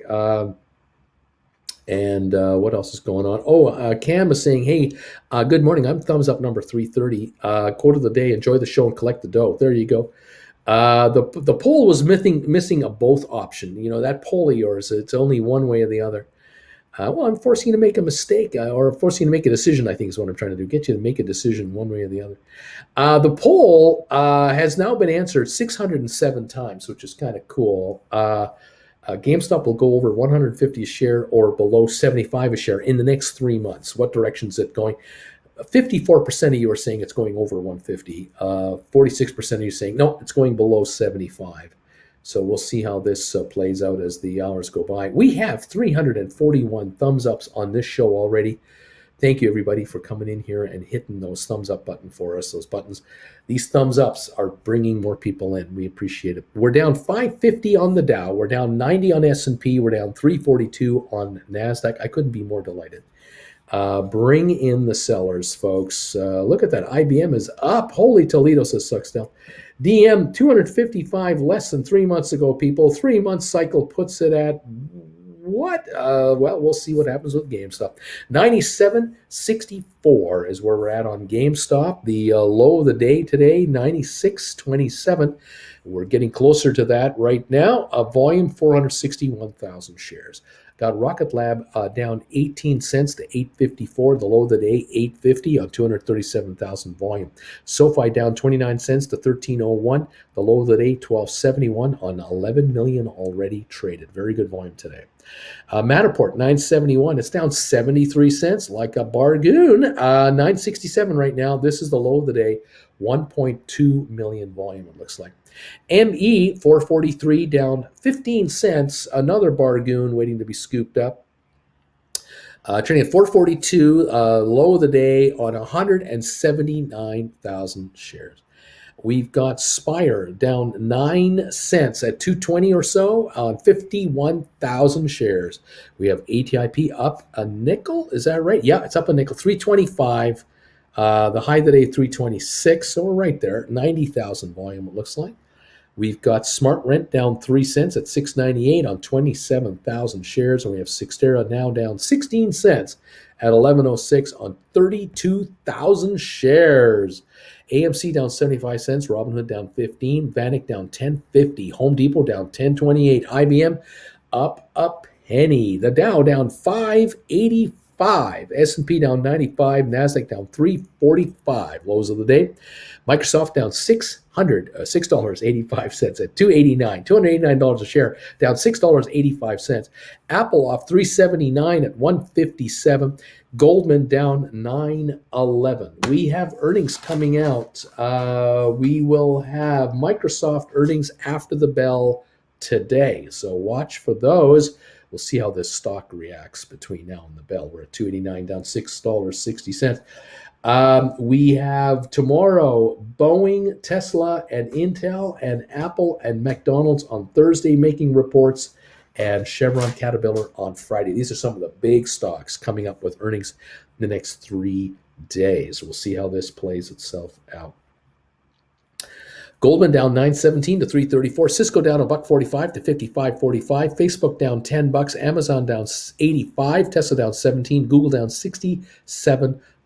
Volatility is kicking in big time right now on the markets. GameStop said 97.33 down 282. It's not leading the way down. It's slowly being sucked off by everybody else. It's just kind of caught in the vortex. Down 585 on the Dow, 95 on S&P, and 333 on NASDAQ. We'll see how this plays itself out. Hopefully you can pick off your GameStop calls on any kind of a down dip. We haven't had a serious one yet on GameStop. We're at 97.94 down 221, 508,000 traded. We'll see how it performs along with the Dow. Dow's now down 646, S&P down 100, NASDAQ down 355. More sellers are being forced to sell as this market is going lower. This is exactly what we need to see. We want to get rid of these guys. I don't want to get rid of them 100,000 points higher than here. I want to get rid of them here. Get them out of here and get them out of here now. And we form a larger, more secure foundation for another leg up on this market. That's what I'm looking for. Keep it coming. We're down 629, and we'll see if it can go back down 1,000. It could easily be down 1,000 points in minutes. That might give you an opportunity. Those of you who have written calls on GameStop, you might be able to see the stock get sucked down into the low 90s, and that might give you the return you're looking for your stink bids on your calls. And then sit back, see if this market wants to give us another recovery, see what GameStop wants to do and all these other stocks, and write options into strength. Here we go yet again. Don't forget, that is right. We have the short sale restrictions going on a lot of stocks that we're following, and so we're going to let that take its effect. Good morning, Bruce on Spire. Is there a danger of being delisted on the U.S. and moved? I doubt it. I think we'll probably end up on NASDAQ if they have to get off of New York, but we'll see how that works over time.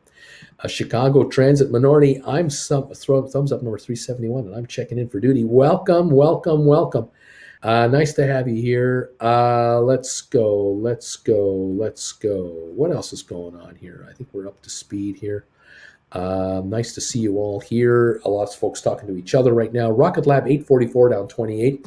SoFi is down 45 cents to 12.85. GameStop 96.68 just broke down under 97. We're down 3.47 right now. Matterport 9.51 down 93 cents. ME is at 4.41 down 16. Spire is down 8.8 cents. ATIP is up 3. Smart Rent down 4. Sixtera down 24. The Dow off 660 points right now. That is 1.95%. S&P down 2.4%, down 105. NASDAQ down 2.76%, down 383. That's what we got going right at the moment. Watching these sell orders get processed and watching folks get blown out that shouldn't be in here because they're over leveraged. 96.09 on GameStop, the low of the day. 96.08. We're at the low of the day on GameStop. Those of you who have been looking to buy back calls with your stink bids, you are slowly but surely coming in to the stock's coming to your neighborhood from what I can see here. We're going to watch this very closely. The $100 calls that expire this Friday. The last quote I had was 630, but that was before the stock hit the new low. Wouldn't be surprising to me if they're down in the 550 range or even lower than that now. 96.36 last trade on GameStop. The low is 95.80 now on GameStop.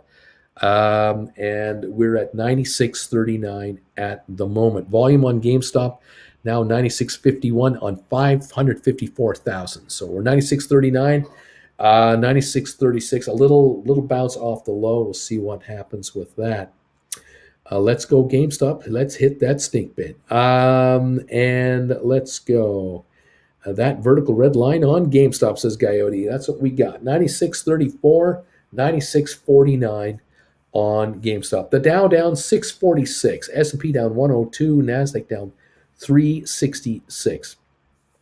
Looking for stink bid opportunities to pick up cheap stock, buy back cheap contracts we've written, and get ready to write again and bring in more money. Okay, 500,000 volume on GameStop in a half an hour. Yeah, that's right. It's a nothing burger. Not massive support yet on the stock. SoFi is at $13. It's down 30 cents. The low of the day, $12.71. 13.4 million traded on SoFi.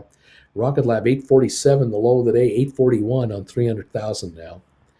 Matterport, $9.69 last trade, down 75 cents. We got down to $9.50, 1.58 million. So we're bouncing off the lows a little bit here. ME down 14 to 444. The low is 441. 210,000 traded on ME. Spire, $2.20 a share, down 9 cents on 56,000. This is the low of the day. We've got ATIP up 3 cents at 323. The high was 326, 123,000 volume. Even showing a green arrow on this red day. Smart Rent, $7. It's down a penny, got down to 694. Now it's 7. It's only traded 8 cents from 694 to 702. Very tight. We're right now at 702. The high of the day, 51,000 volume on Smart Rent. We're green on Smart Rent. Cyxtera down 19 cents. Volume 43,600. 1103 down 19 cents. The low of the day, 1097. That was on the opening. GameStop right now mounting a little comeback at 97.46. It's come back $1.60 or so from the 95.80 drop we just had a moment or two ago. We'll see if this is a dead cat bounce. We're down 669 on the Dow. We're falling again. We're off 103 on S&P. We're down 367 on NASDAQ. It would appear we're falling again. All right. What else?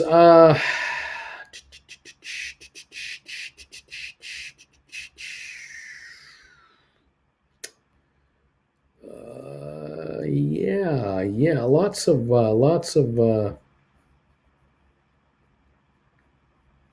stuff going on here. Midnight Adventure, Bruce, your pre-market explanation of covering a stock purchase with a put, just like it's car insurance. Wow, that blew my mind. I have never made that connection on my own. Gold, it's 100% worth it. Yeah, these portfolio managers, they don't make a move without insurance. They want to be protected, and they want to limit their downside bets. They want to limit their bets with a limited downside. So you're gonna buy stock like Goldman Sachs or Apple or Microsoft.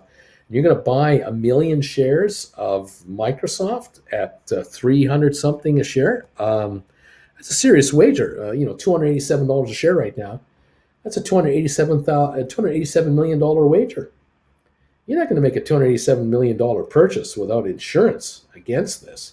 And you're prepared to say, look, the reason I'm buying Microsoft at $287 a share, because I think it's going to go to $357. It's not going to go up $3 and I'm going to dump it. I'm looking at this to go up 20%. I'm expecting this to go up $60 a share. That's what I'm looking for. Well, if you're looking for that kind of upside, you're going to buy insurance that might cost you 5% of the price of the stock. It might cost you 2%, 3%, whatever there's insurance to pay here. So in Microsoft, you buy puts to guard against the downside from 287 to 250. You're looking for that kind of protection, which again, I'm saying 250 is a potential downside. It could go to 200. You're still protected. But what if games and Microsoft does drop to 250 in the next 2 weeks or the next 48 hours? Well, you want to be protected against that with a put. So you have you've got put contracts and you're long the stock to protect against the downside, violent downside move. And yeah, if it does go to 300, 310, 315, you're ahead of the curve with $315 million of value from $287 million of value. You gave up a couple million on insurance, but it was a wise move. This is how hedge funds stick around a while. This is how pension funds stick around a while. Yeah, you're responsible to a lot of people for a lot of money, and this is how it's done. Anyway, there you go. Yeah.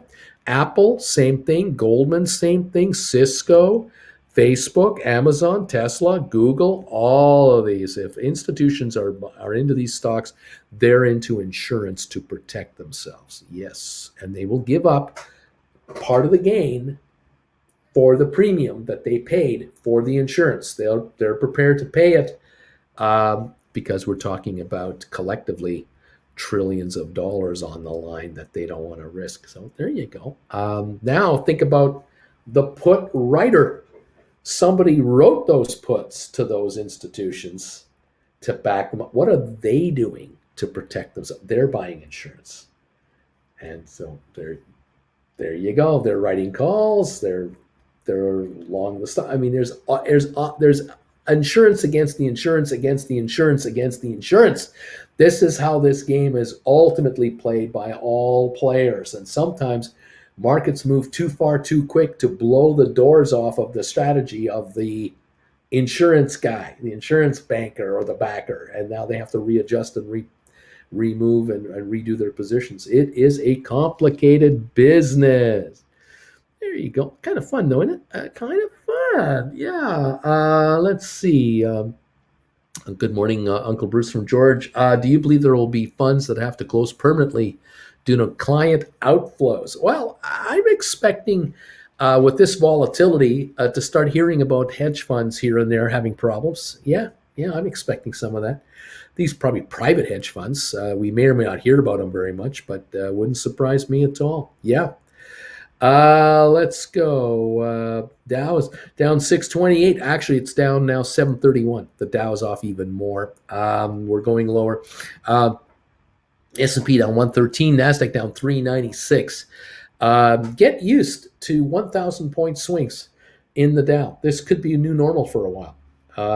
I don't condone it, but you know what? A 34,000 point index moving 1,000 points, that's 3%. So what's 1,000 points? It's only 3%. Get used to it. Increased volatility is what's coming into this market. SoFi 12.99 down 31. Rocket Lab 8.45 down 27. GameStop 97.29 down 286. The low of the day 95.80. We can easily break that in 2 minutes anytime if this market wants to back off some more. You never know. 97.21 on GameStop. All right. We got Matterport down 61 cents to 9.82. ME down 19. Spire down 9.8. ATIP up 1/2 of a penny. Smart Rent down 6 cents. Cyxtera down 11 cents. IBM up 9 pennies. Microsoft down 8.40. Apple down 4.35. Goldman down 12.34. Remember, all the institutions that bought Microsoft, Apple, and Goldman yesterday, they all bought puts. They're all protected with their put contracts. They are off the premium they paid, but they're up the value of the drop to guard against a catastrophic loss. And that is why pension funds don't go out of business every day. Pension funds are very conservative and they have insurance everywhere.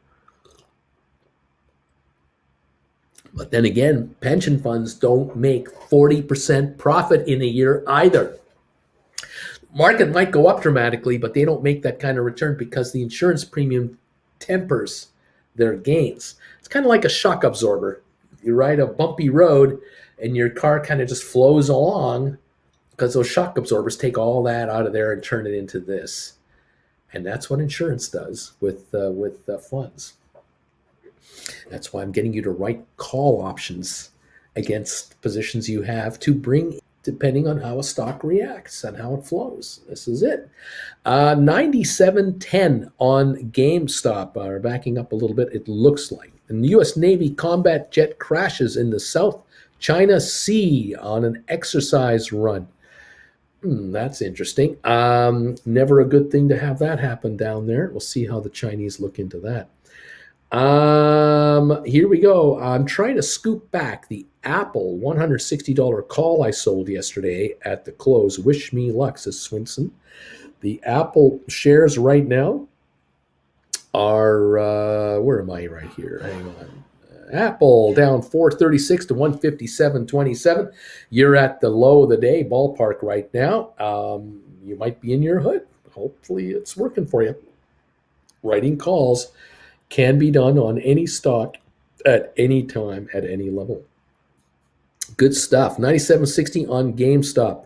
The Dow down 780, down 784. S&P down 118. NASDAQ down 412. There you go. Let's see. What else is happening? Midnight Adventures. It's just brilliant. Why the hell would you drive without insurance? It's the same thing. Why wouldn't I buy stock and not get insurance? Ugh, what have I been doing for a year? I have so much to learn.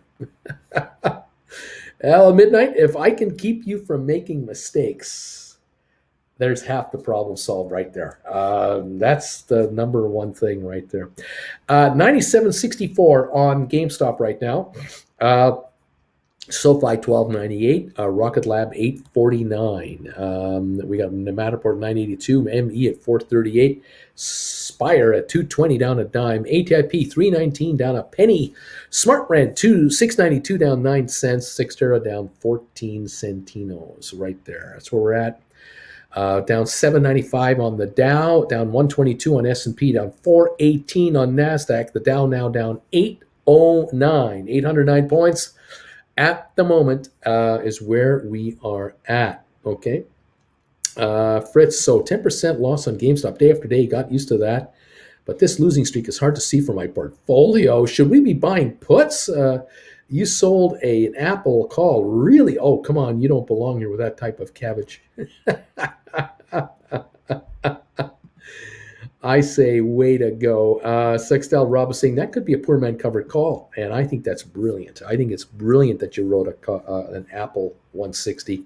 I think it's fantastic you did that. And I'm hoping that you're able to scoop it back at a nice cheap price, score a nice little profit, and say, thank you very much. May I have another? 157.13 on Apple, down 449 today. Well done. Microsoft down $9. Goldman down 11.70 today. Cisco down 169. Facebook down 10. Amazon down 90. Tesla down 14. Google down $63 a share. There's money to be made, and then in them there hills, writing call options. Absolutely.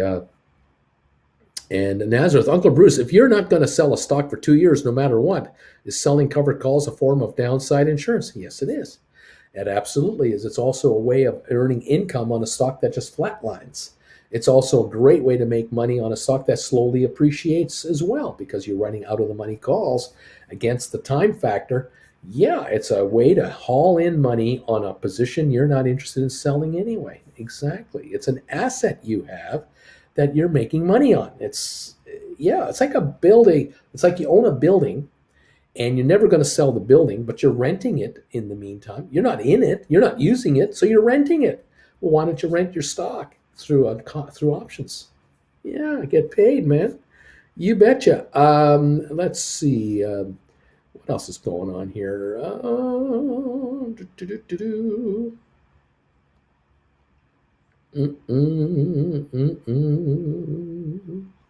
I'm picking up what you are throwing down. Thanks. There you go. You betcha.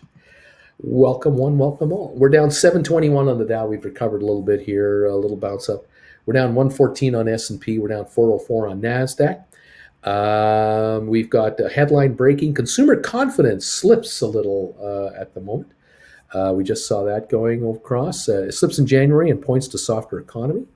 That could temper interest rate increases. We'll see what happens there. 97.73 on GameStop right now. 98.15 on GameStop, a little recovery. So we're a little stronger. Watching that. We're watching Rocket Lab at 8.48, down 24. SoFi at 12.96, down 34 cents. GameStop down 221 at 97.94. Matterport 975 down 69 cents. ME 440 down 18. Spire 221 down 9. ATIP at 318 down 2 cents. Smart Rent down 10 cents, 691. Sextera down 7 cents, 11.15. AMC 15.94 up, down 70 cents on AMC. Robinhood down 28 to 12.84. Vanik down $11 to 2.64. Home Depot down $10, 3.53. IBM up $1.52, up $1.52 at 130.34 on IBM. The Dow down 707 right now. S&P down 112. NASDAQ down 400 points. Microsoft down 873. Apple down 419 at 157.43. Goldman down 11.94. Cisco down 149.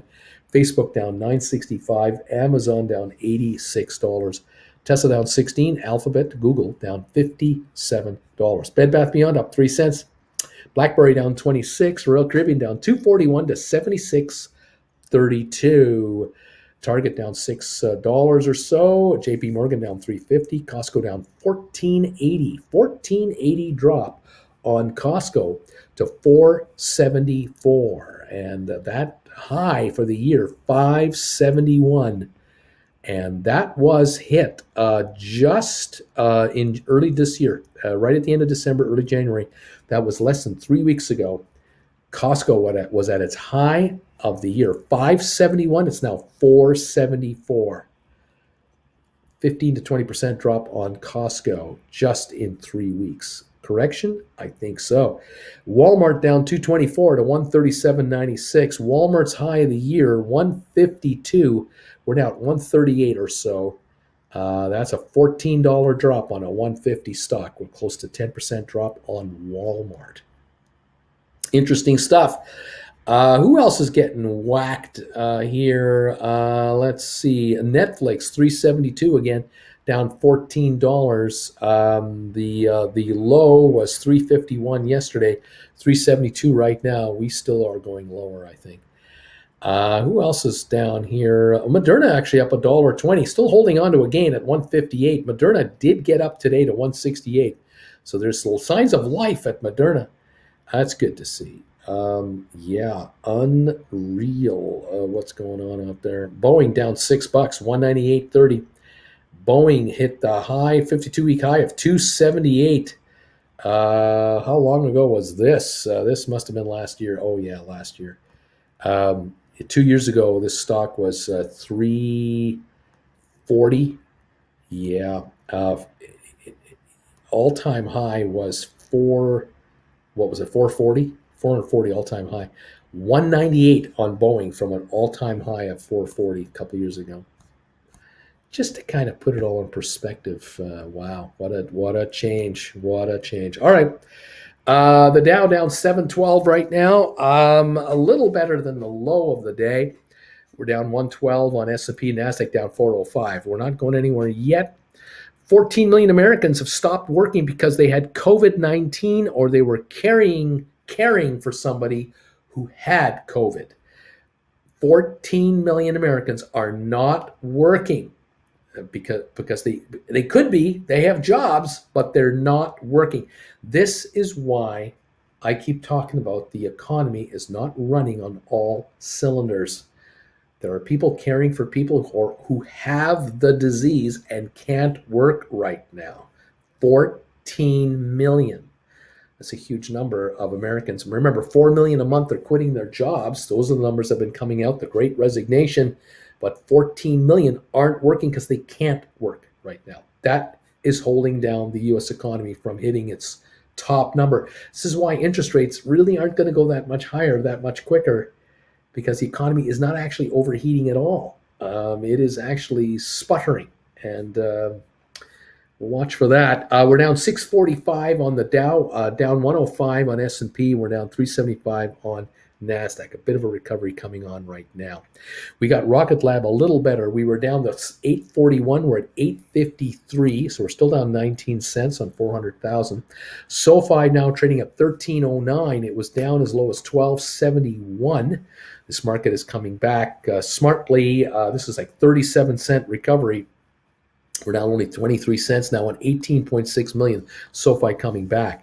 GameStop back to $100.98. It's up 83 cents right now. So the higher GameStop goes, the opportunity of writing new calls presents itself. Let's see what GameStop wants to give us. It's at 101.08 right now, 101.18, the high of the day.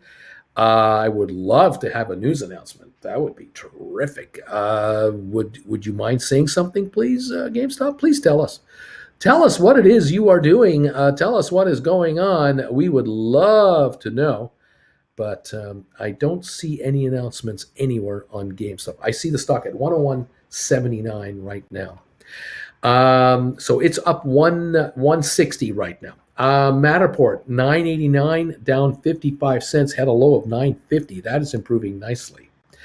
ME at 439, it got down to 435. It's a little bit of an improvement, not much yet. Spire down 6.5 cents to 223. The low was 219. ATIP, we're at 317.5, down 2.5 cents. The low 314. Has not made much of a recovery yet. Smart Rent down 8 cents. Was as low as 689. It's now 693. It's only 4 cents off the low. And Cyxtera is positive again. It's up 3 cents at 11.25. The high of the day, 11.27. The low, 10.97. That's looking a little better. We're up $2 on GameStop, 102.15. Fantastic. Fantastic. Go, GameStop, go. This thing wants to run a little bit. Some of you might be writing 105s for this Friday. Some of you might be writing 110s for this Friday, taking advantage of these higher premiums. Keep an eye on your contracts out there, kids, and see if the GameStop gives you an opportunity to write calls for higher strike prices. Fantastic. We'll look for that. I'm looking at January 100s. Last I saw 530 bid, but that was a couple of dollars ago on the stock. They're probably back to $6.50. But the 100s are only worth $2.10 in actual value with the stock at 102. Do not be discouraged if you wrote $100 calls on your GameStop for this Friday. I would not be discouraged at all. Matterport 986 coming back on. ME down 22 at 436. Spire still down 6.5. ATIP down 3.5. Smart Rent down 6 cents. Cyxtera down 3. GameStop now up $3. 103.16. Good to see a little snapback rally on GameStop. It's about time. We haven't had one for a while. 104 on GameStop. Finally, a little snapback rally. Remember, yesterday we hit 80 something a share, was it? 80, I can't remember the number. You were there. We were there. We all saw it. We witnessed it. We were down around 86, and now we're at 104.20. Very nice. An improvement. Again, opportunities are coming your way to perhaps consider writing GameStop calls. Let the stock run. And if it wants to go to 105 or 107 or 109, let her go. Let her go. But get ready with your contracts. You might be writing calls to buy back later today for less. We'll see how it goes here. Jen, how are you? Good. How are you? Well, having all kinds of fun today. The Dow was down 800 and something. Now it's down 550. It's coming on again.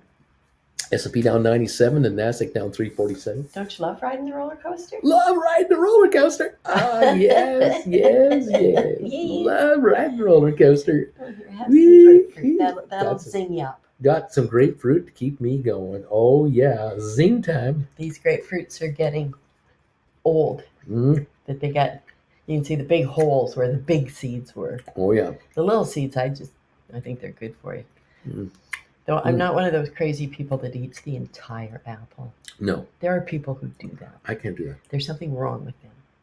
Yes. We all know somebody that does it. We all know that person. We all know somebody that eats the whole apple. And speaking of apples, I was an adult. I was in my, I'm going to say 40s before I learned that you could take an apple like this and twist it in half. Oh. Yeah. I didn't know you could do that. I never knew that. I had never seen that before. I didn't do that as a living, so. That wasn't your business? You didn't go from town to town offering to have people's apples? Hey everybody, look what I can do with your apple. Wasn't even in my wheelhouse of thought. Not even close. No, I was absolutely amazed. So then, of course, you have to try doing it. But I have these little wimp-ass hands, and I could never get it. I did, you got to just get in there, just like the amino. Just get in there and do it. Twist the head off. Just twist the head off. Yeah. Nope, I wasn't. I never thought to even think about something. And it seems to do it like in half. Mm. And I don't know about you, but the rule in my house with 5 kids was that one of you cut it and the other person got to pick first. So that kept the fairness in it. But with doing this, half, there it is right there. There it is right there. Yeah. I'll tell you. It's crazy. The older we got, the more we figured out our parents were geniuses. The things you learn. Because they have all these kids, and the parents go, okay, here's how we're gonna do it. You cut it, you choose. Yes. Oh, that equaled the playing field right now. I'm pretty sure that had been passed down from their parents. Oh yeah. I'm sure back in the day of the knights. Okay, you chop the pig in half with your blade, and you choose the half you want. The knights on the round table. I was thinking more of candy bars and chocolate bars. I'm thinking the knights from the 1500s. You would have been great during the French Revolution. Yikes! Ooh. So, what kind of bagel do you want this morning? Do you know yet, or should I come back and ask later? What kind of bagel are we gonna have today? I wonder. Maybe. Ham and cheese with some of that creamy horseradish on there. The strong horseradish? We bought, you guys know, if you're regulars. If you're not regulars, you don't know this. If you're regulars, you know. We've been trying to find a mayonnaise horseradish sauce that we can get in Canada, the President's Choice in Canada. It'll clear your sinuses out in no time. No luck here. We bought a Kraft brand or something. There was way more mayonnaise. Wimpy ass shit. Oh, it was crap. It was garbage. But it's not Scottish. It's crap. Yeah, it was crap. It was crap. Well, we found what was it? The Overlander. What's the name of this brand? Offerlander. It's a little round container of creamy horseradish. Oh, this stuff takes the paint off of anything. And we had a steak the other day. I dipped it in a little of this stuff and went, ooh, I can breathe again. Oh, I just opened up everything. We were both almost crying as we were eating this. We were almost crying. Oh, this is good. This is really good. This is really good horseradish. So I'm thinking on the ham, we'll put some of this horseradish on there today. Small just sampling, a little taster, just to kind of get Bruce going on the air, so that Bruce will be alive on the air. I won't fall asleep. I'll see you in half an hour. Okay. We'll have you crying and blowing your nose. Oh my gosh. Yeah, so there you go. Folks are talking about the eating apples and saying hi to Jen. VIX is at 35, Xterra down 6 cents. Nearly 50-50 split on that GameStop poll of yours. Right now, we have had, on my poll question today, we've had 716 people answer the poll question. GameStop will go over $150 a share or below 75 a share in the next 3 months. Which direction is it headed? 54% of you are saying it's going over 150, and 46% of you are saying it's going below 75. So there you have it right there. We have 409 thumbs up so far for this show. I thank you for that. We have 573 people watching live right now. If you are able to hit the thumbs up button for us, please do so. And let's see here. I voted GameStop going down just because these markets are blah. And John is going to says, I'm going to crap my pants if Spire somehow gets over $4 for February the 18th. Well, where is it now? Spire is sitting at 220, down one dime, one thin dime. Come on, Spire. Rob, oh, poop. I didn't get out of my 100s yet. Don't go yet. I want to write again. GameStop, 102.61. We did get up to 104.94, but couldn't hold it. And we're now at 102.61. But still, we're all right. The Dow's down 587. We're flatlining. S&P down 100 and NASDAQ down 379. Let's go here. What else is going on? Knowing GameStop, Bruce, they will announce that they will in fact be talking about fourth quarter results. No questions asked. Good morning, Jen from Larry. Grapefruit worked last time. Good morning, Jen from John. Rob says, I ate the whole apple once. Never again. I'm not going to do that again. Let's see. You can what with an apple? Asks Falls. How about them apples? Says that again. And my grandpa swears by eating the apple completely. Let's see. Great. All day now I'm going to spend time trying to break an apple in half, says Nicholas. Yeah. That's a neat bar trick. I'm going to bet you $10 I can tear an apple in half. You cut, I choose was our motto. Laughing out loud. There it is. Razor in the apples is Sixtel. Wow, I just wrote more covered calls on GameStop for 22.14, strike 105, expiring May the 11th. Now you're talking. Now that's how you write options. That is pretty good stuff. Taking those big fat premiums and let's grab some money. Grab some money here. Way to go. Wow, Bama, get ready to buy back this afternoon. Nice going. Nice going. Wow, good score, says Jeff. Knight's Tale, says Beach Boy. A Knight's Tale. Oh my God, says John. Oh my God, what a move. Tell us how you really feel, Bruce, laughing out loud.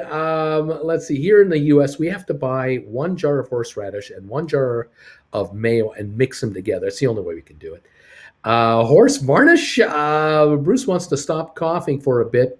That's the goal here. Clear up the old airways. There you go. GameStop, 1.4 million. No, 1.1 million volume at the moment. Let's see. Let's see. Number 401. Good morning, says Ori. I'm thumbs up number 1. Thumbs up number 401. I sold 4 GameStop 102s for $8 for this Friday, says Ben. Do I want GameStop to go up or down? There you go. Let's see. What else is going on? What else is going on? Yeah, here. I don't hear it with you all that much, Uncle Bruce. You've become Americanized. But Jen, you can hear it. The word about. It is pronounced boot or boot. You Canadians crack me up, eh? Let's see. Hey, Uncle Bruce, with this red market, I think you should let us gold bagel members into your live Wednesday night session. I'm still just a red bagel. There you go. Let's see here. 102.60 on gold. Go on GameStop. 102.60 on GameStop, up 245. The Dow's down 479, a little better. We're down 83 on S&P. We're down 313 on NASDAQ. All right. As Z Estate, I'm thumbs up number 424. Let's see. We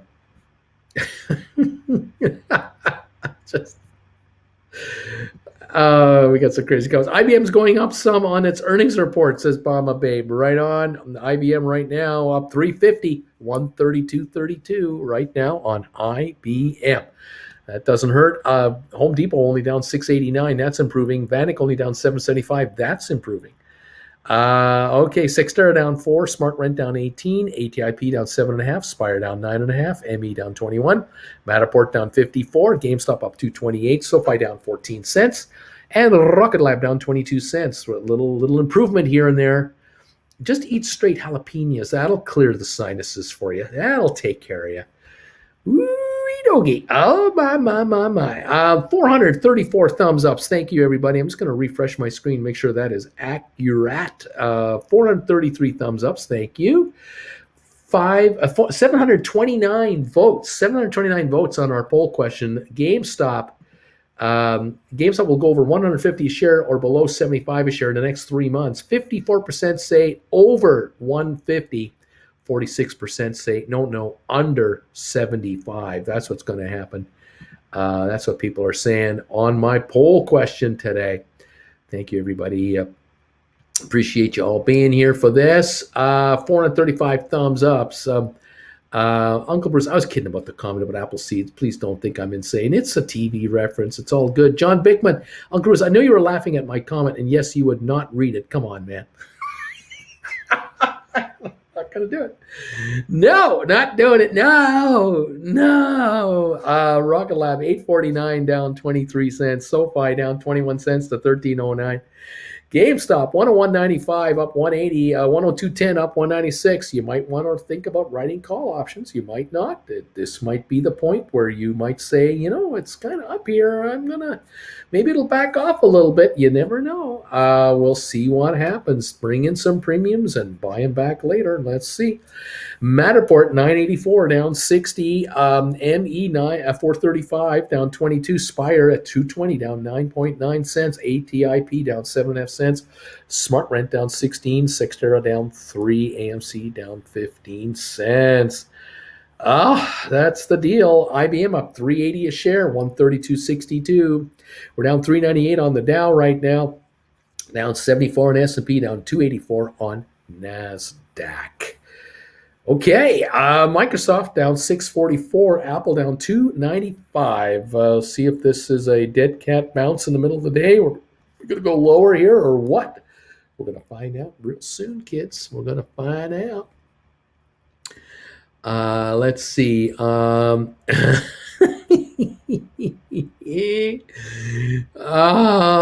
no. All kinds of comments here about all kinds of other stuff. We'll see what we do. We'll see what happens. Oil prices are inching a little higher at $484.19 right now, up 88 cents. NASDAQ down 286, 2%. S&P down 74 points, 1.7. And the Dow's down 391, 1.1% lower on the Dow. GameStop 102.17 up 202. Volume on GameStop today, 1.25 million. That's a nothing burger. We have no volume here to hold this kind of value. 101.82. We're backing off again.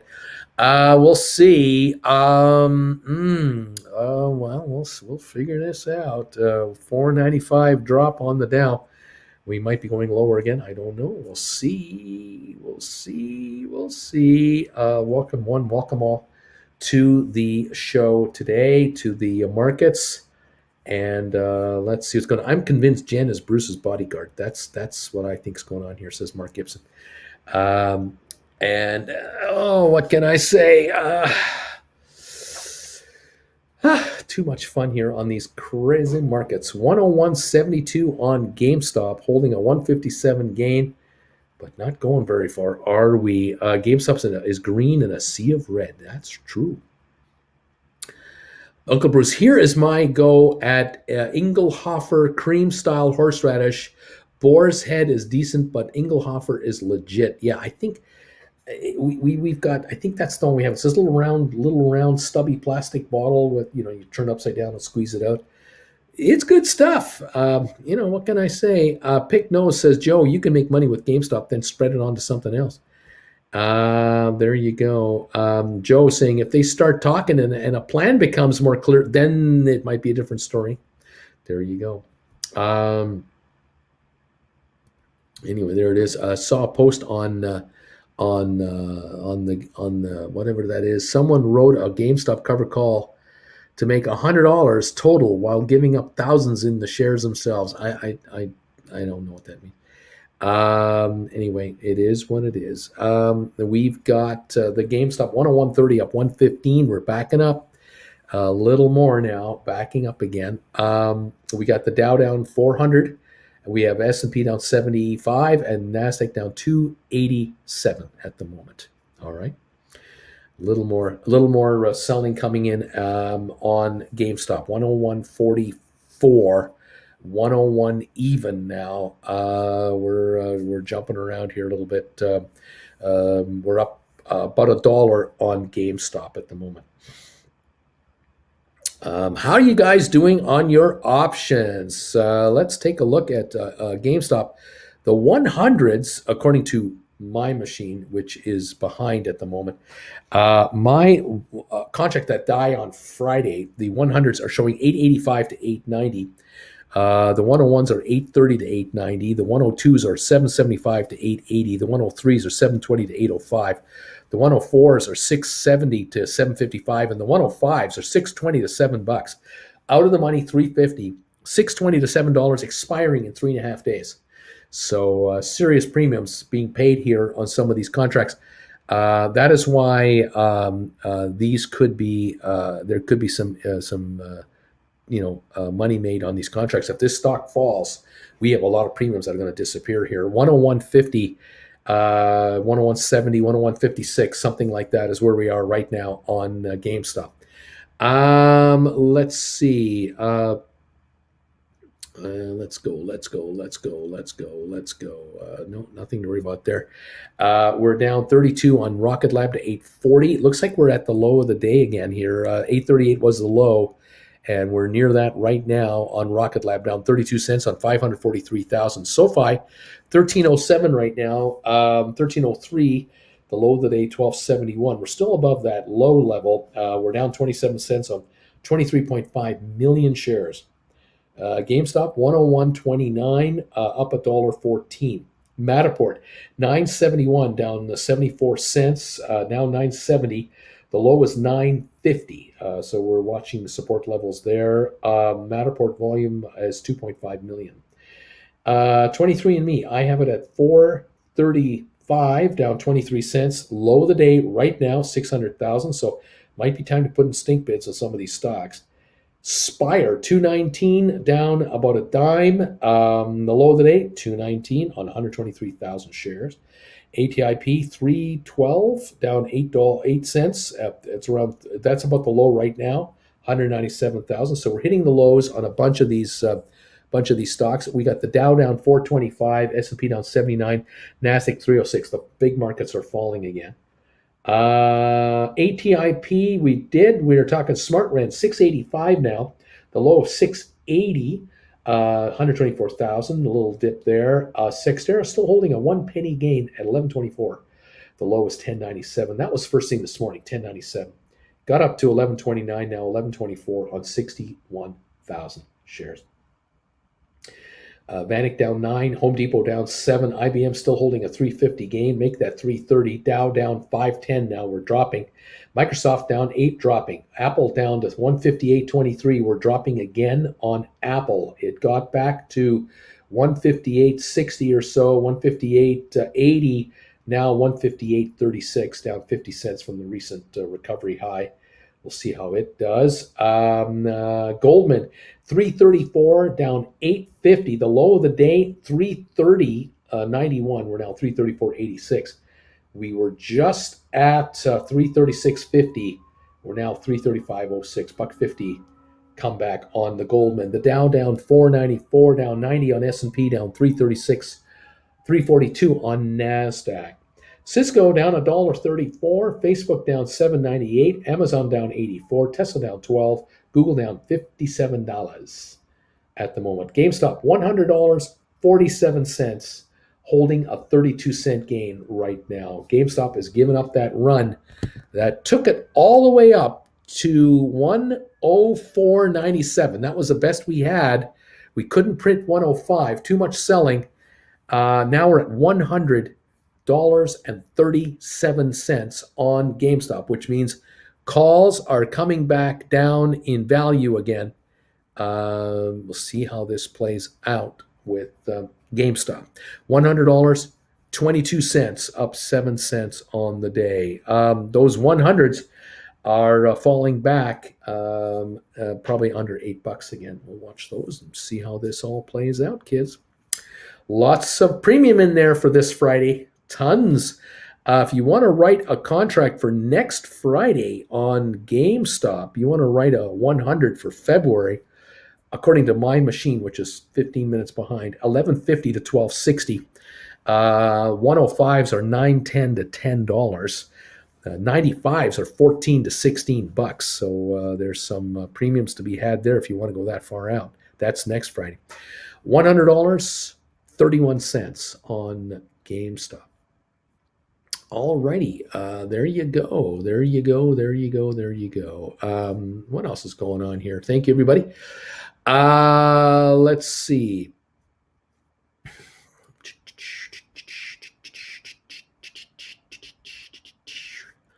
Let's go. Let's go. Yeah, hundreds are back to $7 right now, says Nazareth. Right on. They're backing off again.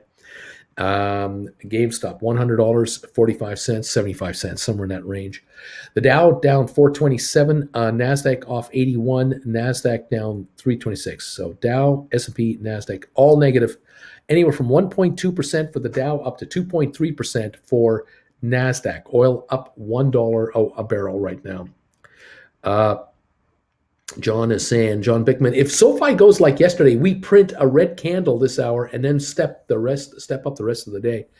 Well, sometimes markets repeat themselves, sometimes they don't. We'll see. 1303 now on SoFi, 844 on Rocket Lab. GameStop, $100, 30 cents, up 15 cents right now, right at that break-even line on GameStop. Can we hold it, or will we go under 100 again? We will see shortly just where we're at here.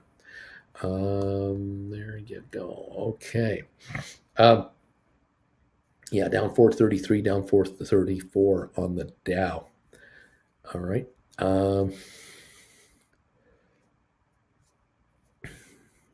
Lots of activity, tons of stuff going on here. Thank you all for being here today. 444 thumbs ups. Thank you guys. We're going to break 450 thumbs ups here. Appreciate that. Thank you for answering my poll question today.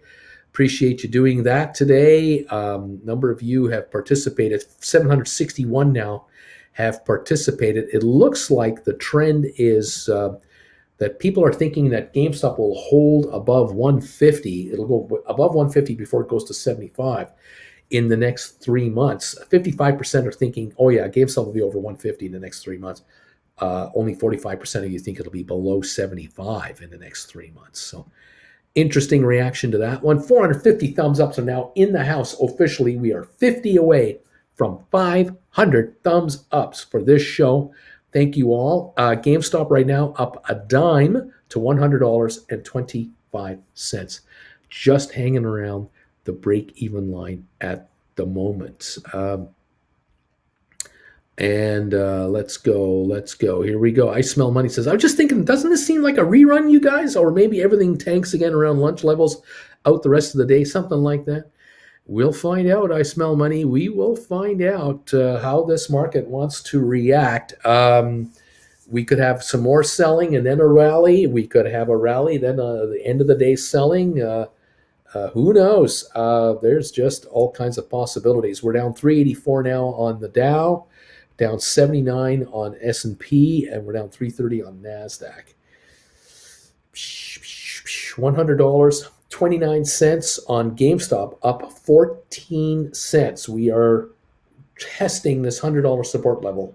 Are there lots of bids at 100, or are they going to be hit again? And do we go through the $100 barrier on GameStop? That is the question on that stock. 395, 406 is the drop now on the Dow. We just dropped 11 points. We're down 406 on the Dow now. So the markets are backing off with a bit of a sell program coming in. This might affect some of our stocks here. We'll watch for that.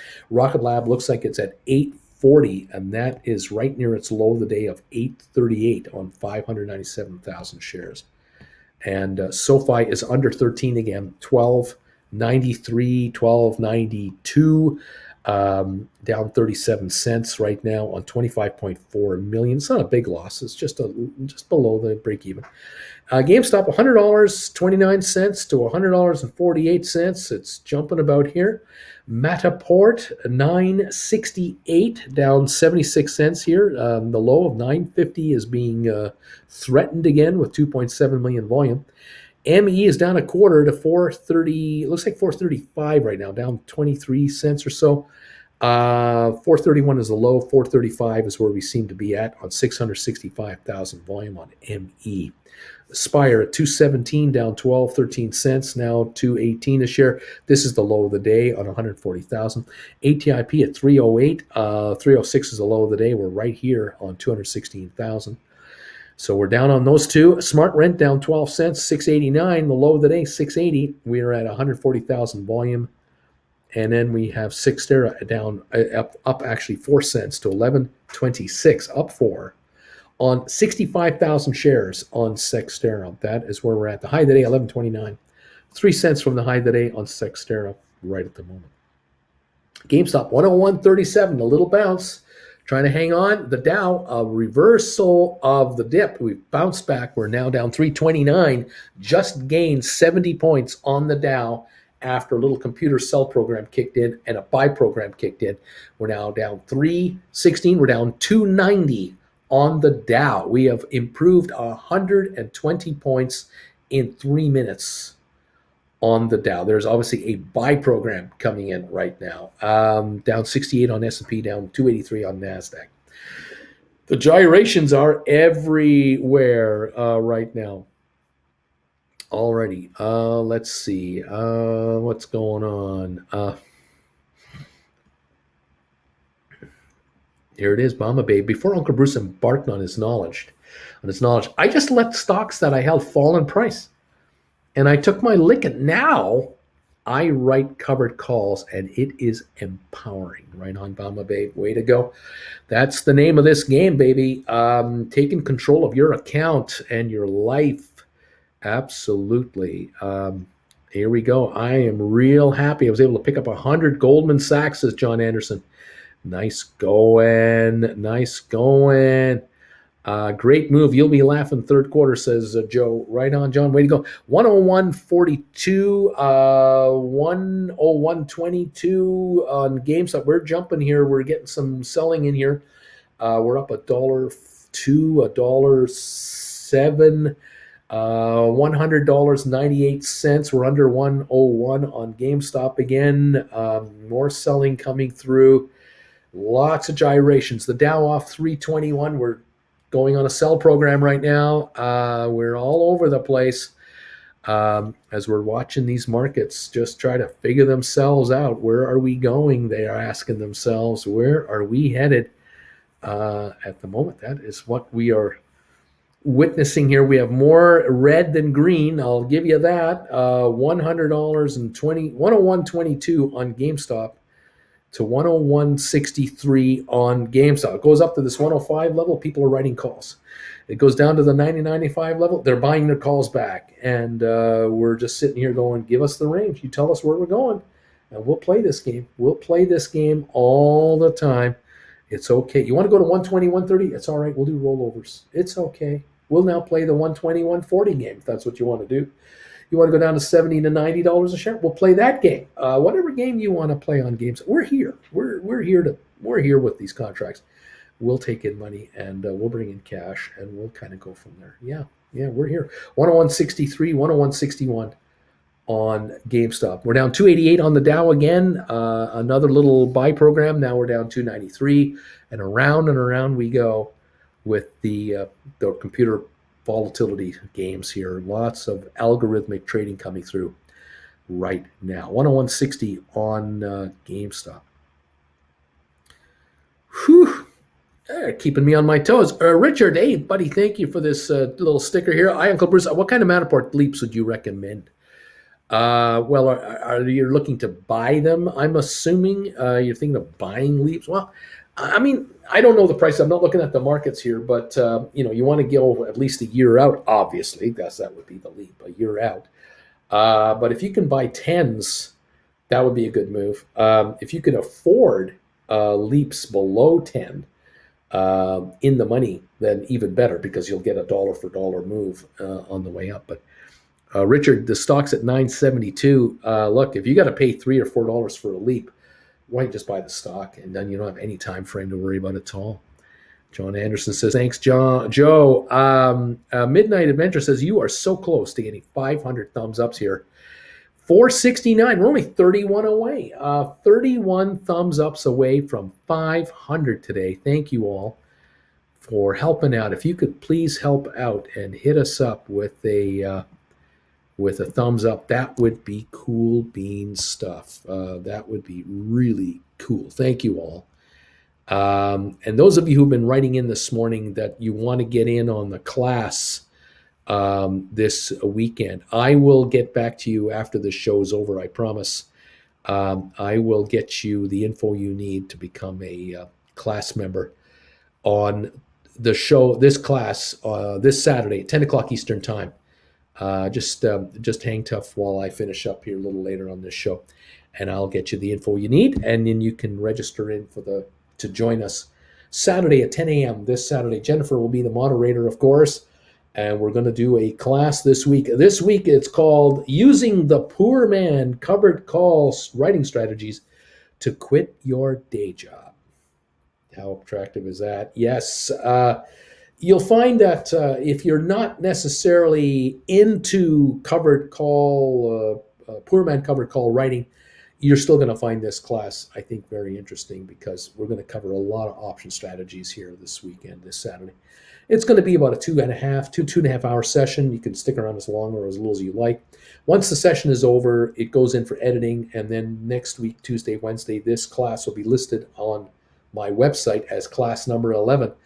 And all of you who are here live this Saturday, you will all get a link to the class on the website, which will be yours to enjoy as many times as you want. So thank you for asking to join this week's class. We love it when we get a bunch of you coming in because that gives us a lot of questions and answers. People start bouncing off each other with questions and answers as well. That really ups the engagement. So yeah, send me an email. If you want to join us this Saturday at 10 o'clock Eastern Time, send me an email right here, brucefarmer@hotmail.com, and just say, Uncle Bruce, I want to get into that class of yours.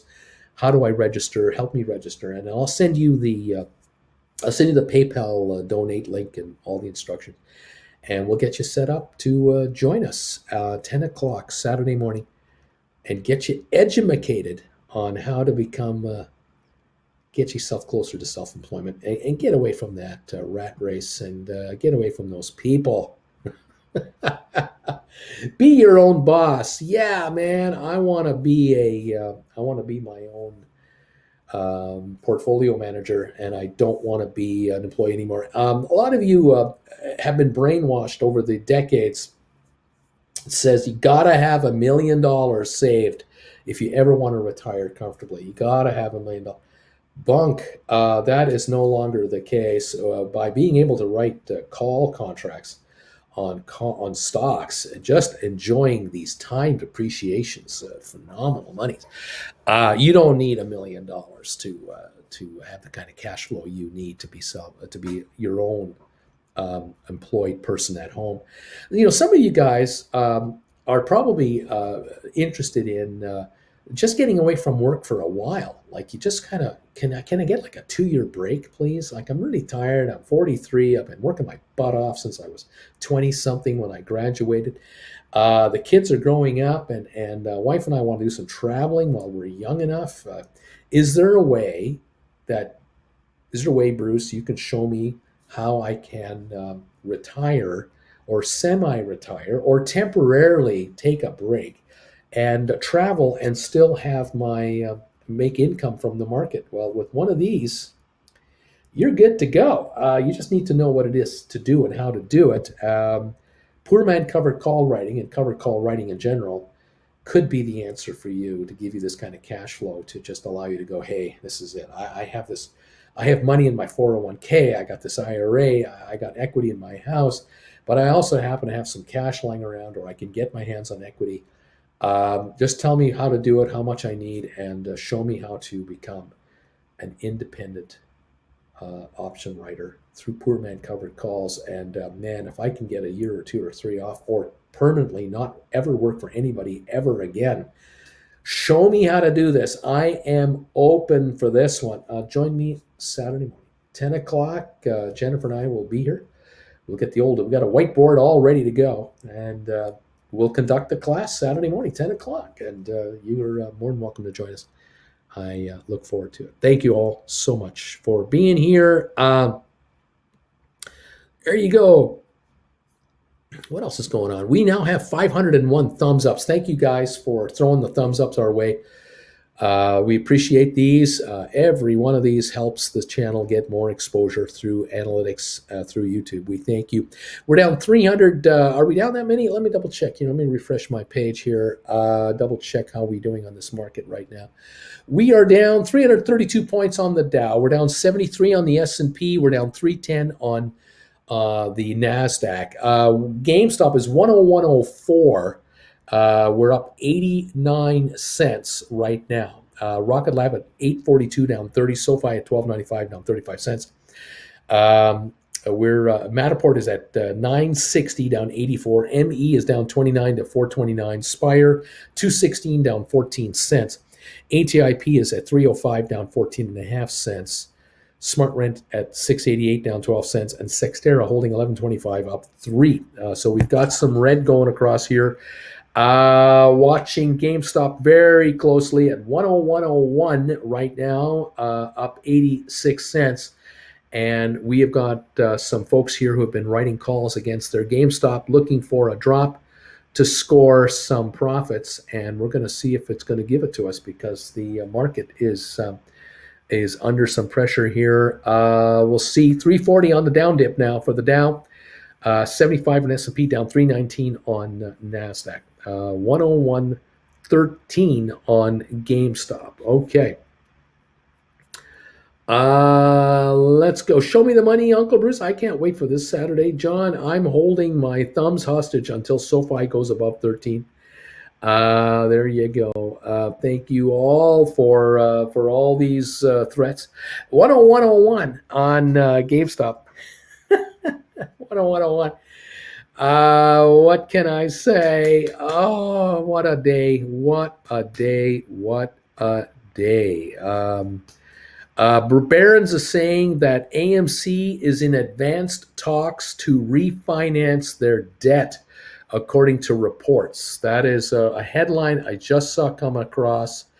They're in advanced talks to refinance their debt. Now, AMC is down 49 cents at 16.15.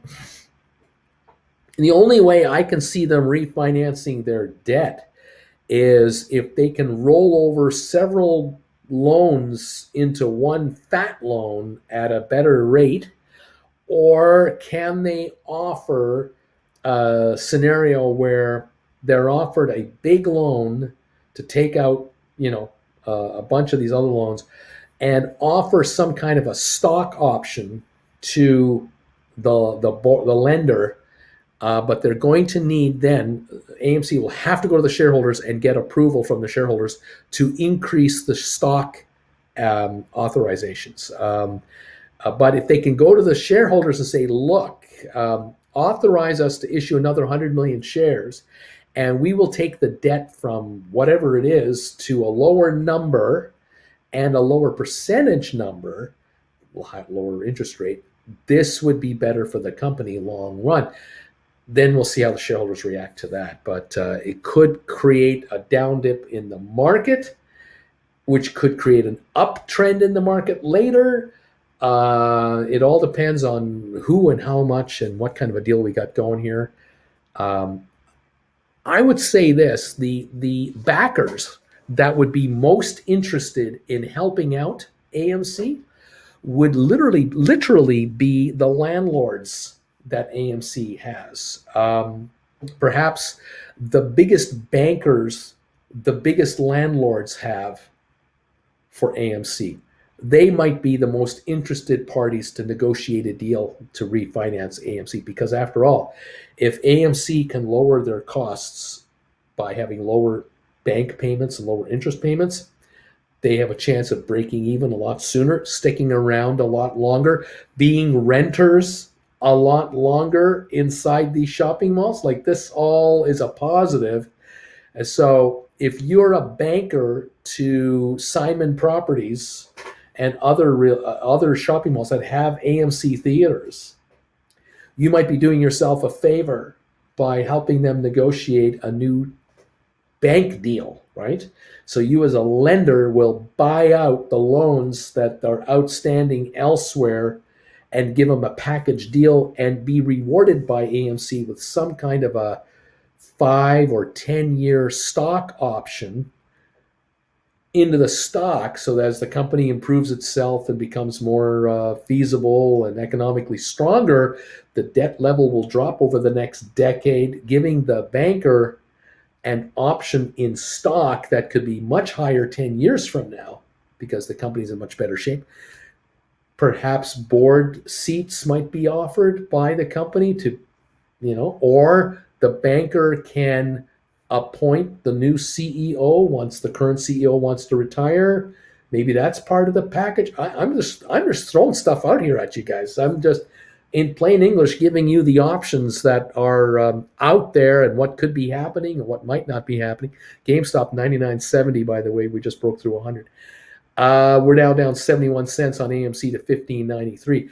I'm kind of wondering that maybe the deal that will be negotiated for AMC will be the kind of deal that takes the stock down to $8 to $10 a share, but at the same time turns the company around economically to guarantee itself a break even or better scenario, because the cash flow coming in, most of it can flow to the corporate bottom line because bank payments and interest payments have been reduced dramatically. And in 5 to 10 years from now, the stock can run back to $20 a share from 8 to 10, therefore ensuring the long-term viability of the company, the long-term prospects for shareholders to reap a reward. I mean, if this stock can go up 15% a year for 5 years in a row, $1.50 a year from 10, it'll go to $17.50. And that is a 15% gain in the common stock value for 5 straight years. That's good performance.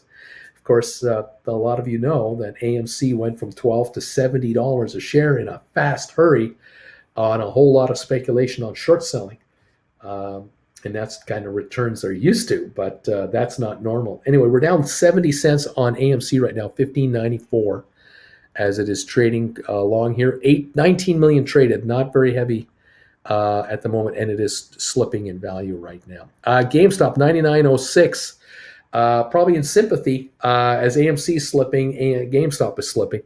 99.06 right now, down $1.10. 99.05, down $1.10 a share on GameStop. This, of course, will affect the contracts that are against it. And those of you who have written calls on GameStop, you are rubbing your hands going, okay, our calls are going down again in value. Let's see what this means. I'm showing 100s at 7:30 bid, but my quote is late. These are the 100s that expired this Friday. And it wouldn't surprise me if we're down into the fives right now, or maybe even the high fours. We'll see how this plays out right now and see what's going on. Anyway, there it is, kids. That's the dealio right now. What else? Thank you, everybody, for being here. We are down 410 on the Dow. We're down 83 on S&P. We're down 340 on the NASDAQ markets right at the moment. GameStop 99.06 at the moment. And there you have it. Yeah. Don't know what the deal's going to be on AMC right now. 15.98 down 66 cents. So heavy discussions being had. Well, advanced talks to refinance that's a good thing, because it needs to refinance. The CEO has come out and said it. He's out and out come out and said it. That is his number one objective this year, is to renegotiate the debts of AMC to get it reorganized, because in the position it's in, it cannot make a profit. It cannot make enough money to make a profit. The debts and the interest payments are so high that it's just eaten up all their net profits. 99.06 on GameStop at the moment. We'll see how this fares. The Dow down 416, down 83 on S&P, and down 342 on NASDAQ. Okay, what else is going on? What else is going on?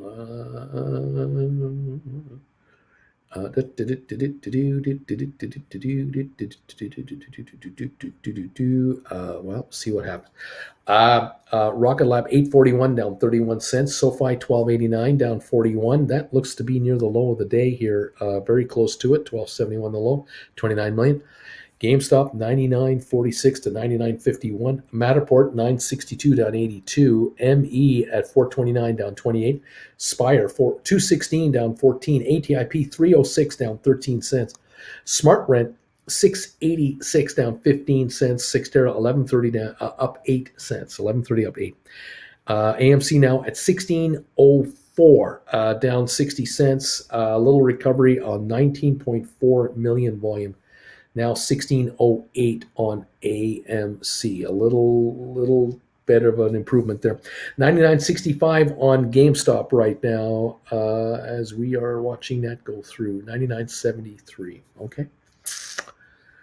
Whoo-wee. Lots happening, isn't there, kids? Tons. Thanks again for these thumbs ups. 519 have come in now. The poll question, 804 votes now. Will GameStop go over 150 a share or below 75 cents, $75 a share in the next 3 months? 150 or $75? 55% of you are saying over 150 a share. 45% of you saying under 75 a share over the next 3 months. That's your guess on now 804 participants taking part in the poll question of the day. Thank you. Thank you very much for being part of that. We have 520 thumbs ups right now. Thank you for that. Appreciate that support. 520 thumbs ups. And there you have it. We're right now on GameStop 99.38, down 76 cents on the day. And the Dow's down 372, S&P down 77. NASDAQ down 321. Okay. AMC now is 1603, down 61 cents at the moment. The low of the day is 1555 for AMC. The high was 1662 about not quite an hour ago. But we're now at 1601. So a bit of ground has been given up. 19.6 million volume on AMC today. Not heavy at all. Not heavy at all. 1596 now on AMC. 1596 down 68 cents. Backing up again. On this news, apparently in advanced talks to renegotiate their debts. That's never a good headline. When companies' headlines are renegotiating debts, that's not good.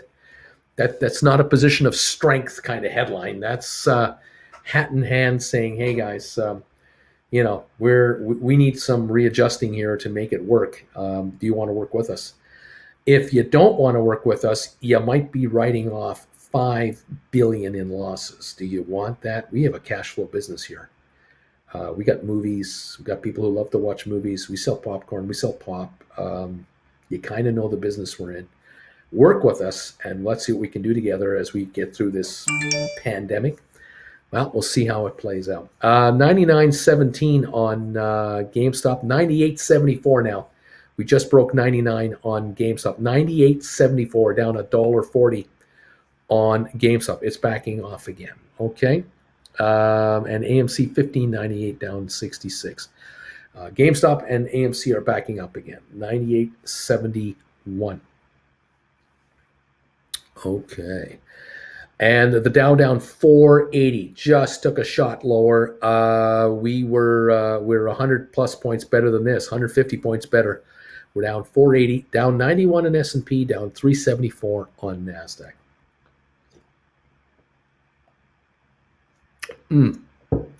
Auntie says, looks like I picked a good day to sleep in today. 98.71 to $99 on GameStop. Let's see. Let's see what's going on. Yeah.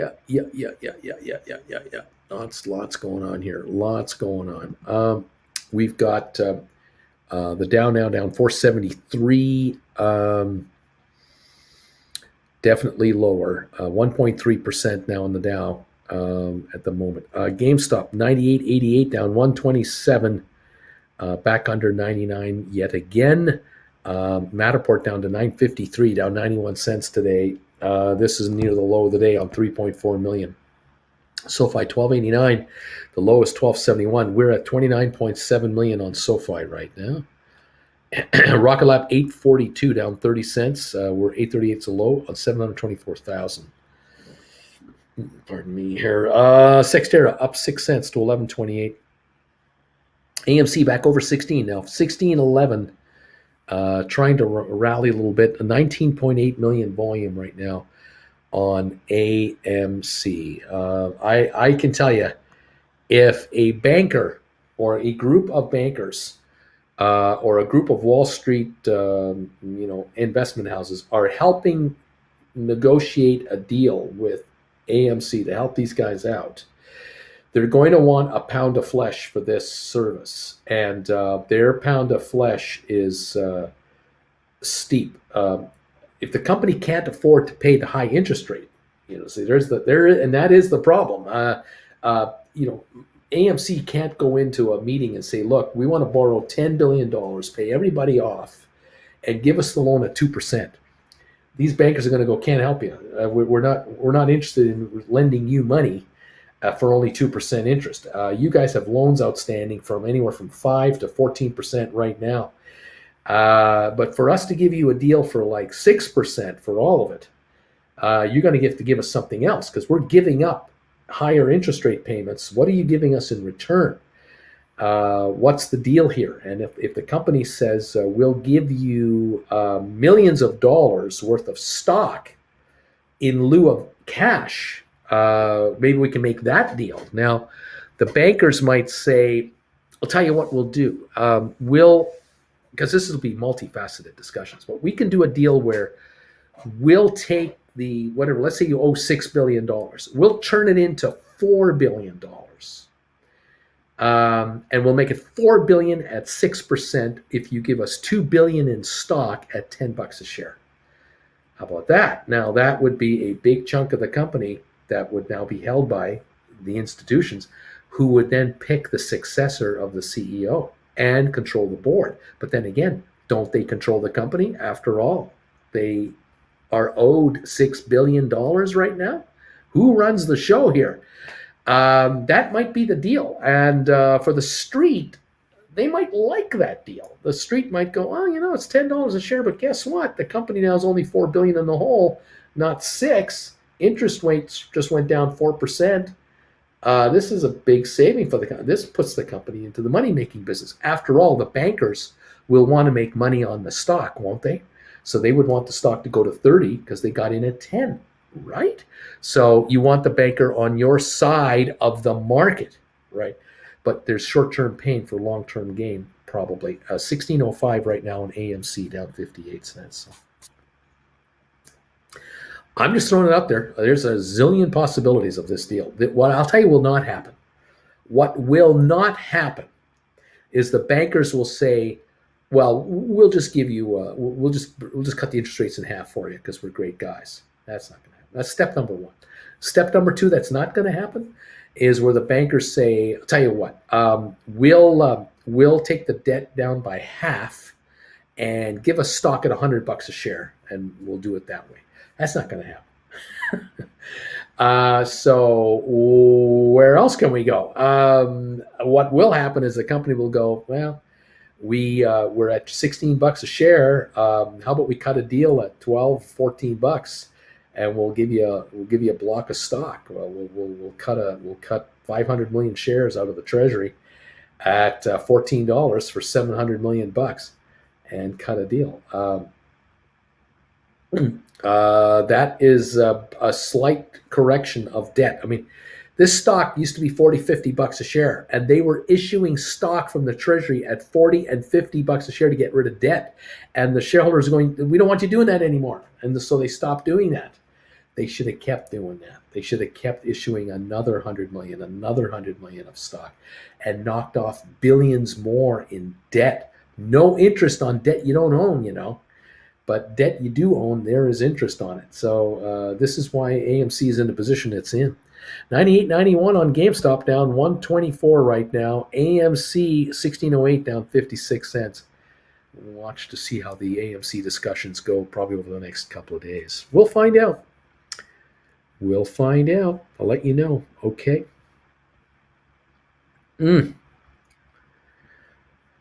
Jeez, what else is going on? Did you all discuss the Rocket Lab launch, moving the launch from 214 to 214? Huh? I meant 214 to 204, 24 to 214. Maybe I should go back to sleep. Auntie, hang in there. Oh, we didn't even know about it, Auntie. Bobby, if AMC is in trouble, is Cineplex on the bucket as well? Well, AMC, I'm not sure if they've had to borrow as much to survive. I don't know if they were in the same pickle that AMC was in. So I don't actually know. But AMC's troubles are legendary. Heavily shorted stock and heavily indebted company, and they're still trying to work their way out of a real mess. It's going to take a long time. 1612 on the stock now, down 52 cents. GameStop 99.03, 98.54, 99.03. We're jumping around here quite a bit on GameStop right now. The Dow's down 489, S&P down 96, Nasdaq down 292 a share right now, and we're watching GameStop closely to see how it's going to react and perform. We're watching these GameStop options, the 100s, which a lot of folks have written for this Friday. They're now at 605 bid. They were at 850 like half an hour ago. Now they're 605 bid. They're out of the. They're in the money. They're out of the money. Pardon me, by 18 cents. They're out of the money now. The 101s are down to 555 bid. The 102s are 515 bid. The 103s are 470 bid for this Friday. So they're backing up. The stock now is at 98.40, down 175. It's backing off some more, which puts these contracts now out of the money. $6.40 a share out of the money. So that means we're going lower on those calls, because they die this Friday. This is Tuesday. They die on Friday. 98.92 last trade on GameStop. We'll see. There's gambling going on out there, folks. There's wagering. Wagering happening is what's going on.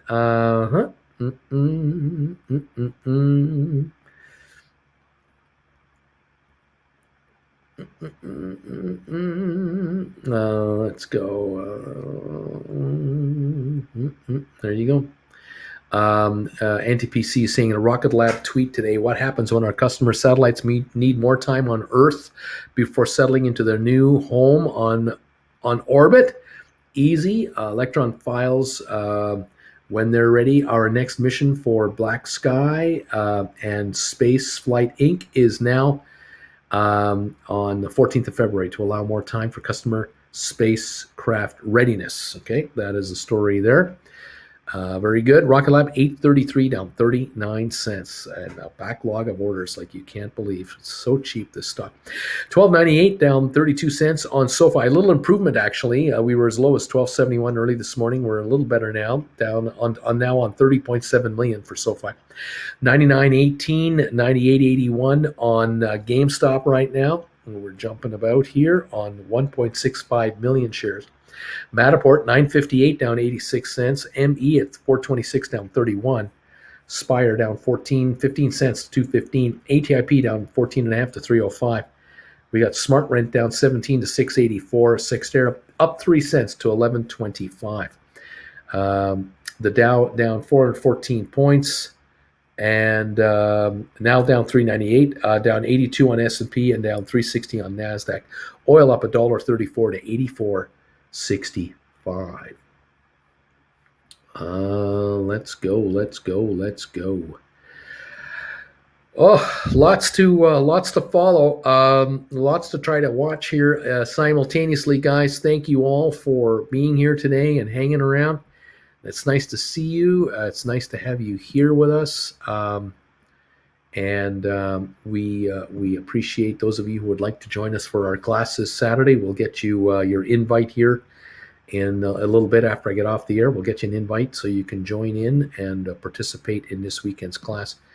And let Auntie Jen greet you all. That'll be fabulous. Thank you. We have 535 thumbs ups and counting. Thank you, all of you who've been able to hit us with thumbs ups today. We appreciate those. We've got Kareem saying, I wrote 98s for this Friday. I'm sitting tight right now. I've written 98s. I'm not going anywhere. The last on those, I'm not showing. I'm not showing those series here on my machine, but hopefully you'll be making money on those. GameStop right now, $100, holding 110, 99.85. We're jumping around again as usual, which is what it does. Alexander Ungerus, tell us the 5-year story into the future of Spire. The 5-year story of Spire. Boy, I don't know if they'll be around. They might be taken out. They're sitting on $1 zillion of money. The stock is super cheap, and I'm wondering if anyone's just going to buy up the stock and take the company over. I just really wonder if that's going to happen. And group of investors, activists will come in here, buy this thing up, and just buy them out. Got to wonder. I don't know. Anyway, Zed, Karim, 98, GameStop expire this week. Interesting. Yeah, I don't know. Spire's 217. It's ridiculous. Super cheap. ATIP 306. Another buyout opportunity. I don't know. Smart Rent 690. ME 427. So they got 500 million cash, maybe 600 million cash over there. Yeah, kind of crazy. Matterport 957. I think they're sitting on 500 million cash. Yeah. Yeah. Okay. Let's see what happens. Let's see. 99.87 on GameStop right now, down 28 cents. The Dow down 350, a little recovery. We're down 76 on S&P. Nasdaq down 325. Over on AMC, we're at 16.19, down 45 cents on the stock. It's trying to rally a little bit on 20,800,000 at the moment. GameStop 99.99 right now, down 16 cents. Okay. Ooh, baby. We'll see what gives. Coming up to the end of this first show here. Been on the air 2 hours, 52 minutes. Thank you, all of you, for joining me today. Don't forget, I'll be on the air this afternoon at 3 o'clock, 1 hour before the close. We will shut this market down this afternoon, see where it all kind of falls out as we watch all this activity. Lots of stuff happening here simultaneously all over the place. So much going on. It's just never ending. Thank you. Appreciate all of you with your kind words, donations, and becoming members, gold members. Great. Love that. Don't forget, tomorrow night, 8 o'clock, Wednesday night, Primetime Live with Uncle Bruce for gold members only, right here, gold bagel members. Make sure to join that if you want to catch us live tomorrow night. Open Q&A. Thank you. Goldman Sachs, how is it doing here? Let's take a look. It's down 451 at 338.88. The low on Goldman today, 330.91. So almost an $8 recovery on Goldman today. Very, very good. There's been opportunities here now for a couple days to score some really cheap, deep in the money contracts. Apple down 286 at 158.76. Low was 157.02. I've got Microsoft here at down 882 at 287. The low was 285.90. So we're closer to the low than the high on Microsoft today. Earnings come out tonight after the bell, I think. The Dow is down 294. A little recovery happening here at the moment. We'll see how far it wants to go. Oh, we're down 311 now. Pardon me. IBM holding a 297 gain, 131.80. And Home Depot down 485 and Vanik down 875. That's where we are right now. Rocket Lab down 36 cents to 836. SoFi down 28 to 1302. GameStop 99.60 right now, down 55 cents at the moment. Okay.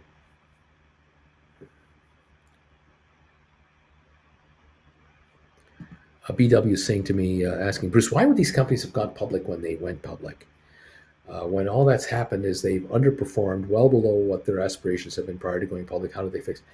Well, of course, when you take a private company public, you don't get to set the market conditions going forward. You enter a stock market and take your chances. Now, think about this, BW.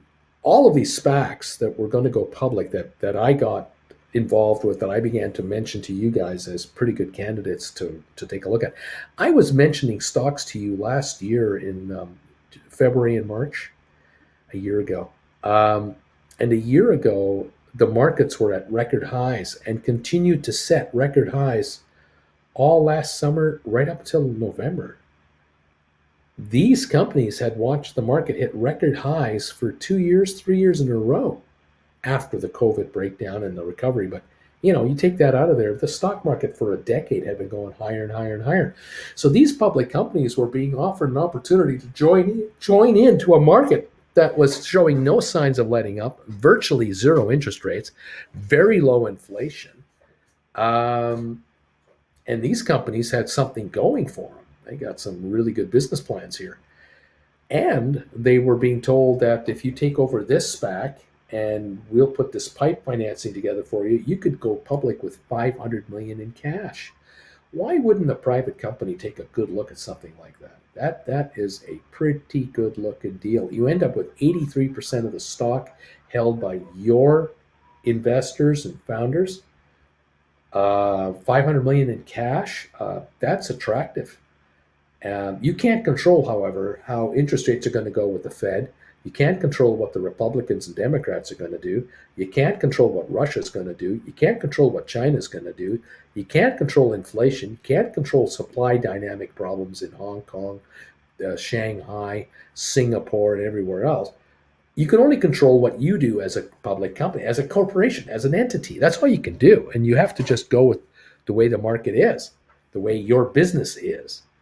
Now, if you're running a private company and you're a growing concern, and you're adding clientele and you're adding product lines and your cash flow is growing and your customer base is growing, why wouldn't you feel optimistic 5, 10 years from now? Because you're not going public for 3 months or 6 months. And you can't be interested in what BW thinks of the stock. You can't, because if you are, you don't belong in a public market. You have to think about, where do you think this company is going in the next 5, 10 years?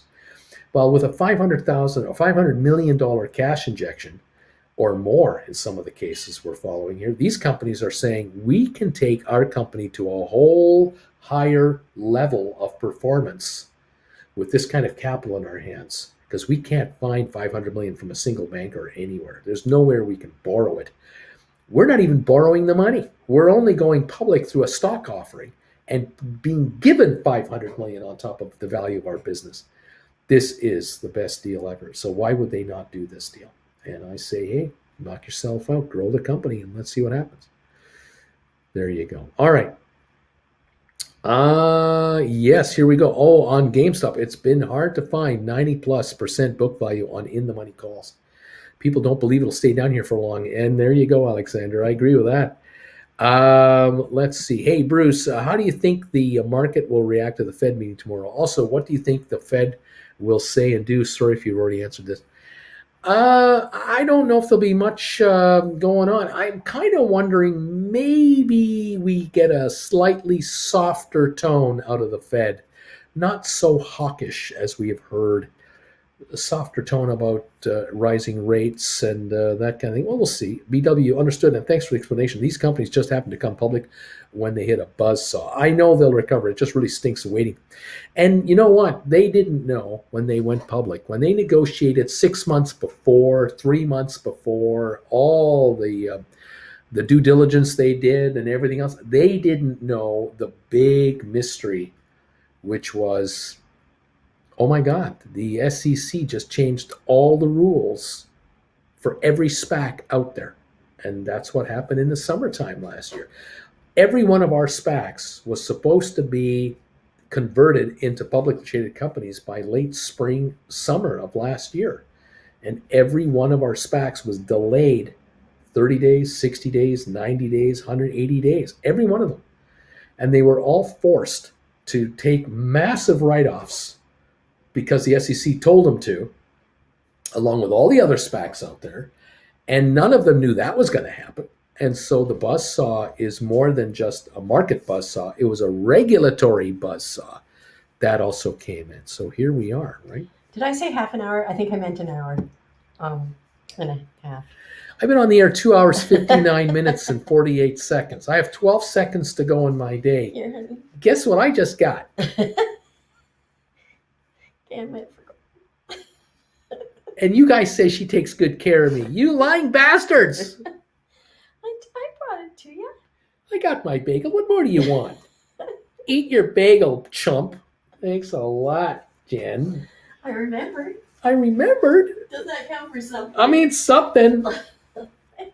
Got me a bagel at the 3 hour mark. Man, where was she an hour ago when we needed her? What do you think, guys? Oh my gosh. You gotta love Jen. No, you gotta love Jen. 98.92 on GameStop. What can I say? Let's try this bagel. See how this thing goes. Mm.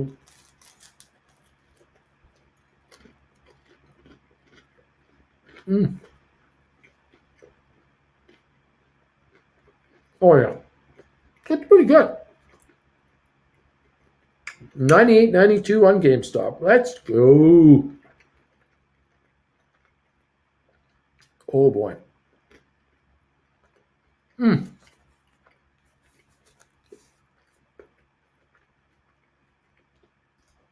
can only control what you can do. There you are. I learned a new word, hawkish. This could affect my life. Look out at that beautiful bagel. Look at that. It's a lunch bagel. Did you pick up your Tesla Model Y? What do you think? Yes, we got ourselves a Model Y from our guy, Steve. We picked up our car from Steve, switched out the Model 3 for the Model Y. The Model 3 has 4,000 miles on it. The Model Y has 24,000 miles on it because it's Steve's original vehicle.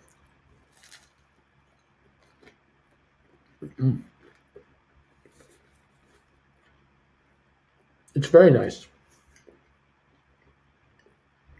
We're higher up, better view. It's just as quick as a Model 3. We have another switch coming. We have to turn over this one for his newest Model 3 in about 2 weeks. And his brand new Model 3 is a twin engine, 2 engines. Instead, this one is 1. We're going to get the dual engine Model 3. It's quicker. That will be the last one we get. So we'll be getting into that one. But we're going to discover this one now. We're going to drive the Model Y and see how we like it. It's a brunch bagel. Jen's going to mess around and throw off this whole market. Oh, man. We're down 359 on the Dow.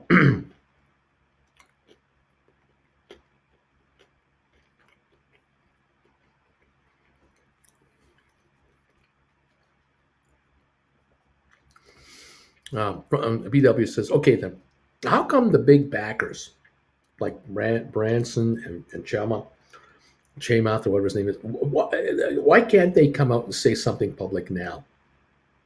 Blah blah. Buy this company. Let's get the ship moving. Richard, quit playing with rockets.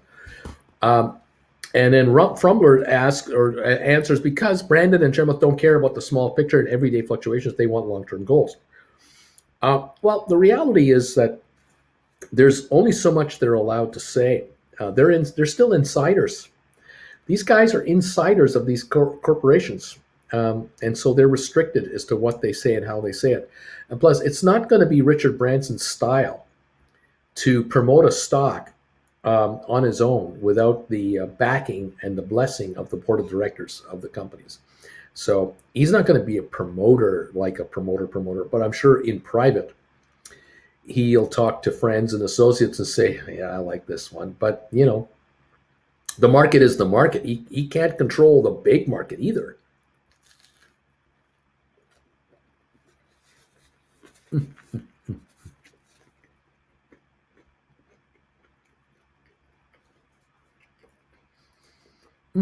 That's a hawkish bagel.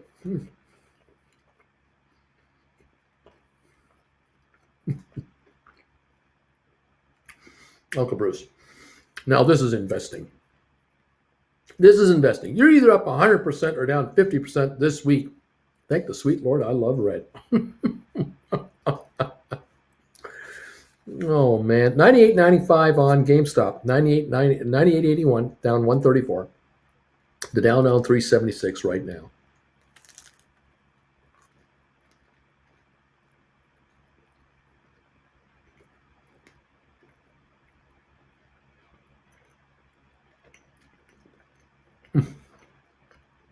There's some horseradish in here. Oh, there's horseradish in here. It's got a zing to it. Just lovely. 98.66 on GameStop. 98.40 on GameStop.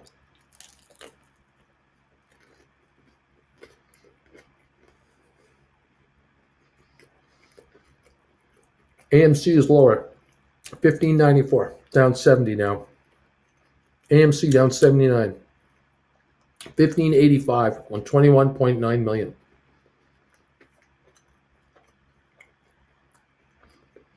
AMC is dropping.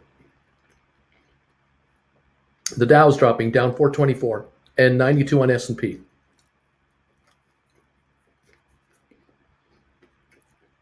Okay. Oh, just hit a piece of horseradish here. Woohoo! I can breathe. Oh my gosh. 98.14, 97.22 on GameStop. Coming into some selling here. 97.22 on GameStop. Taking a dump. Down 294. 96.98 on GameStop. Coming in. 96. Get ready on your contracts, kids. Make sure those stink bids are all in order. 96.98 last trade on GameStop. The Dow's down 435, S&P down 92, NASDAQ down 407. Okay. Okay.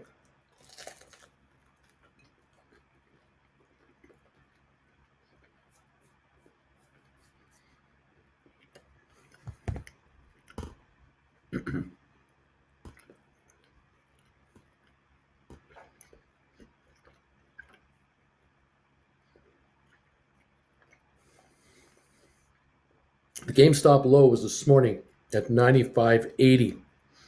We're at 97.22 right now. Okay.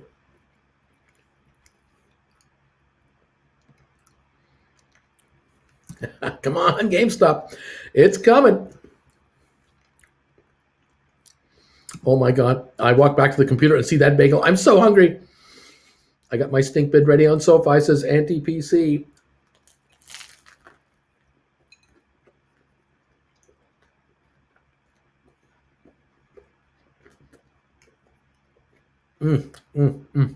Oh, so good. So good.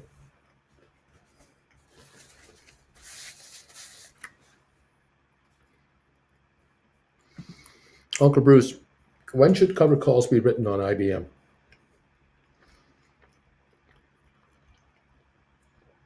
Well, we're up at 131.79. You may want to wait the day out today and just let IBM react to these earnings and let analysts react. Let them talk it up. They might talk it up to 135, 137. That might set you up for a 140 call for maybe next Friday, or 140 for this Friday, depending. It might be tomorrow. Just let's see how this goes. It's up 310 despite all the market turmoil. So those numbers are good, and so you want to see how this is going to play out. We're down 476 on the Dow. We're falling. We're down 98 on S&P. We're down 427 on Nasdaq. GameStop 96.88 right now. 96.72, 96.59. The low is 95.80. So we're within $1 or less. We're down within 80 cents of the low of the day.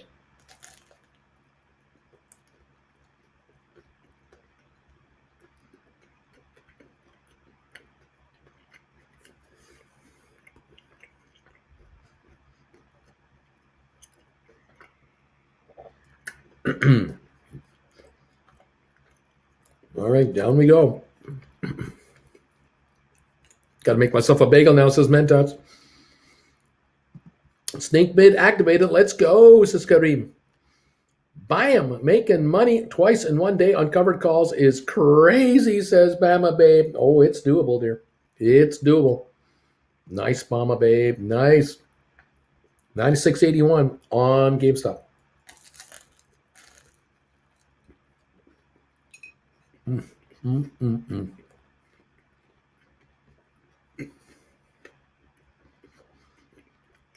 AMC down 92 cents, 15.72. 22.6 million. No support on AMC. 96.75 on GameStop. Dollar away from the low of the day. Bama Babe, right buyback. Right buyback. There you go. Bobby, doing the OT today, Uncle Bruce. Kareem, nice, Bama. You guys buying back contracts at 50% gains?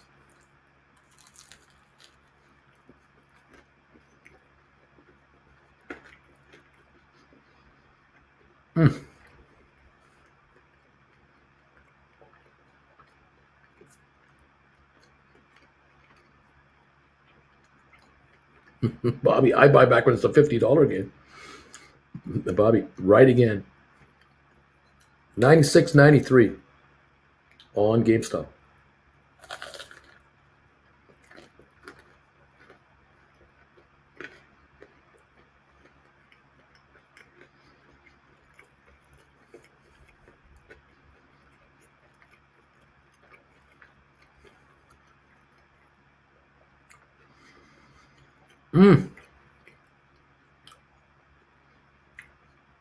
The sinuses are getting a workout, I'll tell you that. Oh, the horse riders is having the effect. Oh my gosh.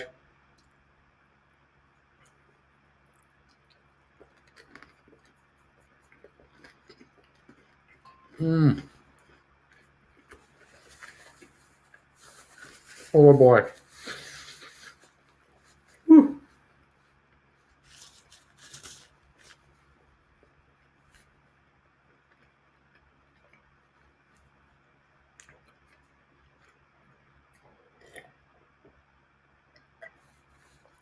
Oh my. Oh my. Whew.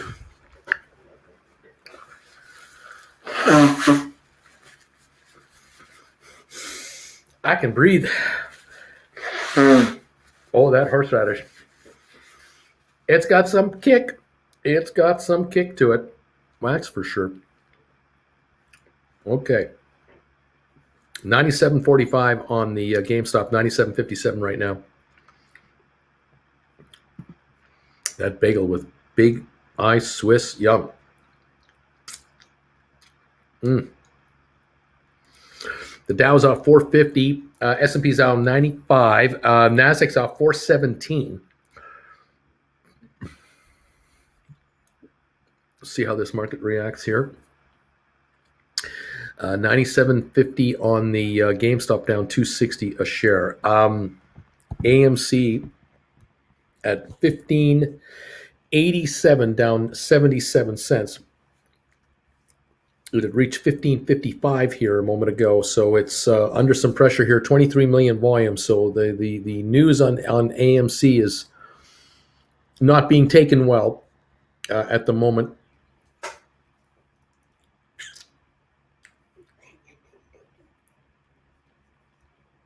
Okay. Rocket Lab right now, 8.30 a share, down 42 cents. The low is 8.24. SoFi, 12.75. The low is 12.71 today.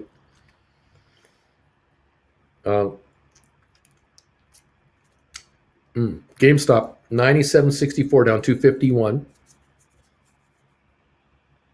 Matterport, 954, down 90. The low was 937 about 15 minutes ago. ME, 426, the low 422 just a few minutes ago on ME. Spire, 214, the low was 212 just a few minutes ago. ATIP is at 305 and a half. It was at 304 a few moments ago for its low of the day. Smart Rent, 684, touched 678 a few minutes ago for its low of the day so far. As Sextera is still holding 2 cents gain at 11.24. The low was 10.97 this morning on the opening. It's still holding a gain here. The Dow down 451, S&P down 92, NASDAQ down 402. And we're at 97.44, 97.68 on GameStop right now. It's a slight recovery from its latest low, but we'll see if it's going to do another dip here. 95.80 is the low, and so that's about $1.90 from here. At the moment, if it can hold this, we'll see if it will do this or not. Volume on GameStop today, 1.8 million. So a light day on GameStop. Okay, 97.45. That's got to be putting these contracts closer to you guys. Your 100s and your 98s and everything else got to be coming in here. The 100s, I'm showing $6 bid, and I'm not sure how accurate I am in the last 15 minutes, but I'm showing 6 bid on the 100s, 555 on the 101s, 505 bid on the 102s, 470s on the 103s. For January 100s, for February 100s, pardon me, February, well, for whatever reason now it doesn't want to give them to me. The computer is giving me a hard time. I must have said something to this thing. I must have said something bad. What did I do? Can't get data. Anyway, at the moment, I can't get quotes on my February calls for GameStop. Okay. And get out of there. The Dow now down 423, down 90 on S&P, and down 394 on the NASDAQ. 97.62 on GameStop. At the moment, a little lower, 97.30 now, a little lower on GameStop, just a little. And let's see, people talking to each other here. Fair enough. SoFi 12.78 down 53, 37 penny drop on Rocket Lab to 8.36, and yeah, 97.63 on the GameStop right now. IBM holding a 384 gain at 132.66.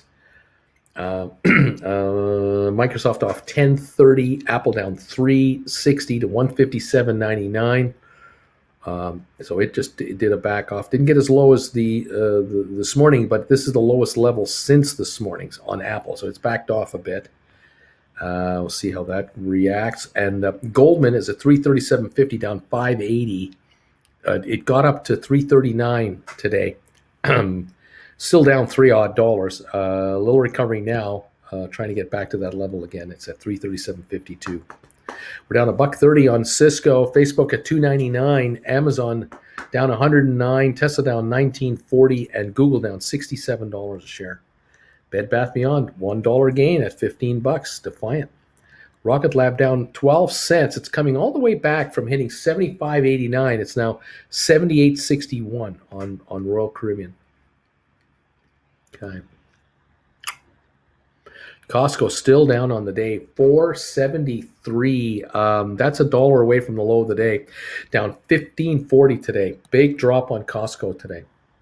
That's a big drop. Moderna has gone red, down 363. But all in all, it's had a big run today, which is the first time in a while that it had a pop. So we'll watch for that. 97.68 on GameStop, down 247. The Dow down 399, trying to hang on to this 400 level or better for the Dow at the moment. Now down 407, 408. The little sell program. We'll see if there's a series of buys and sells coming through now on the Dow. Expecting those till the close, I am sure. Yeah, 413 is a drop now on the Dow. A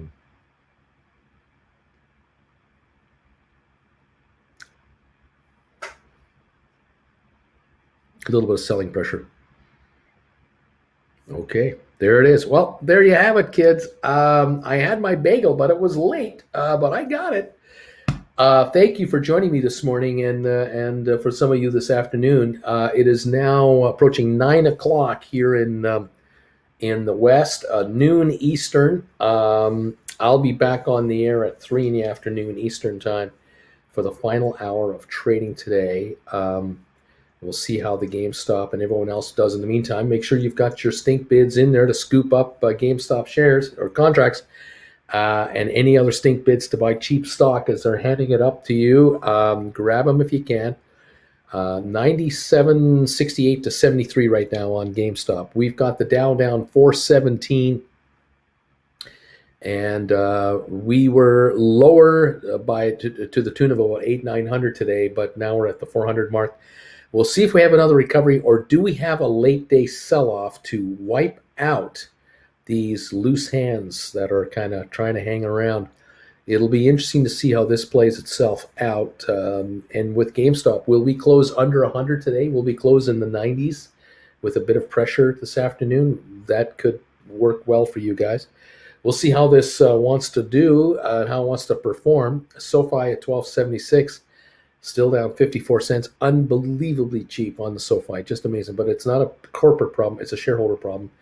That, I think, is what the problem is with SoFi and many of the stocks we're following here, shareholder problems.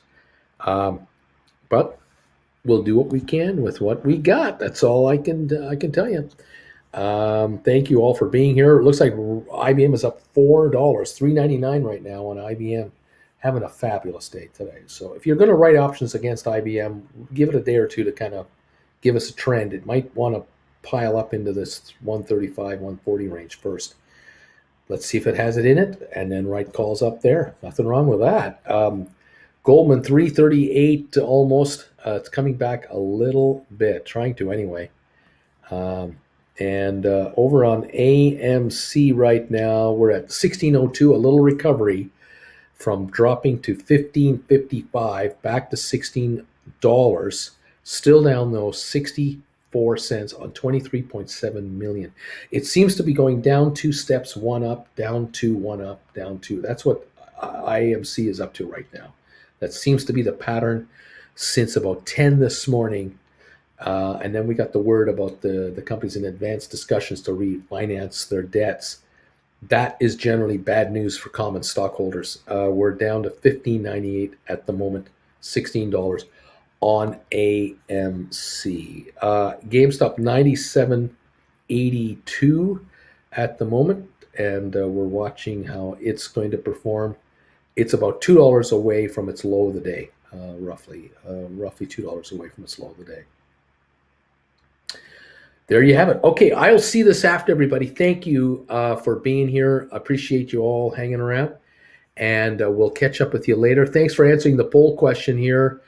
876 votes. 55% of you think that GameStop will be over 150 in the next 90 days. where or 3 months, and 45% of you think it'll be below 75. So we'll watch for that. Thank you for participating in this poll today. I really appreciate it. And also, thanks for the thumbs ups today.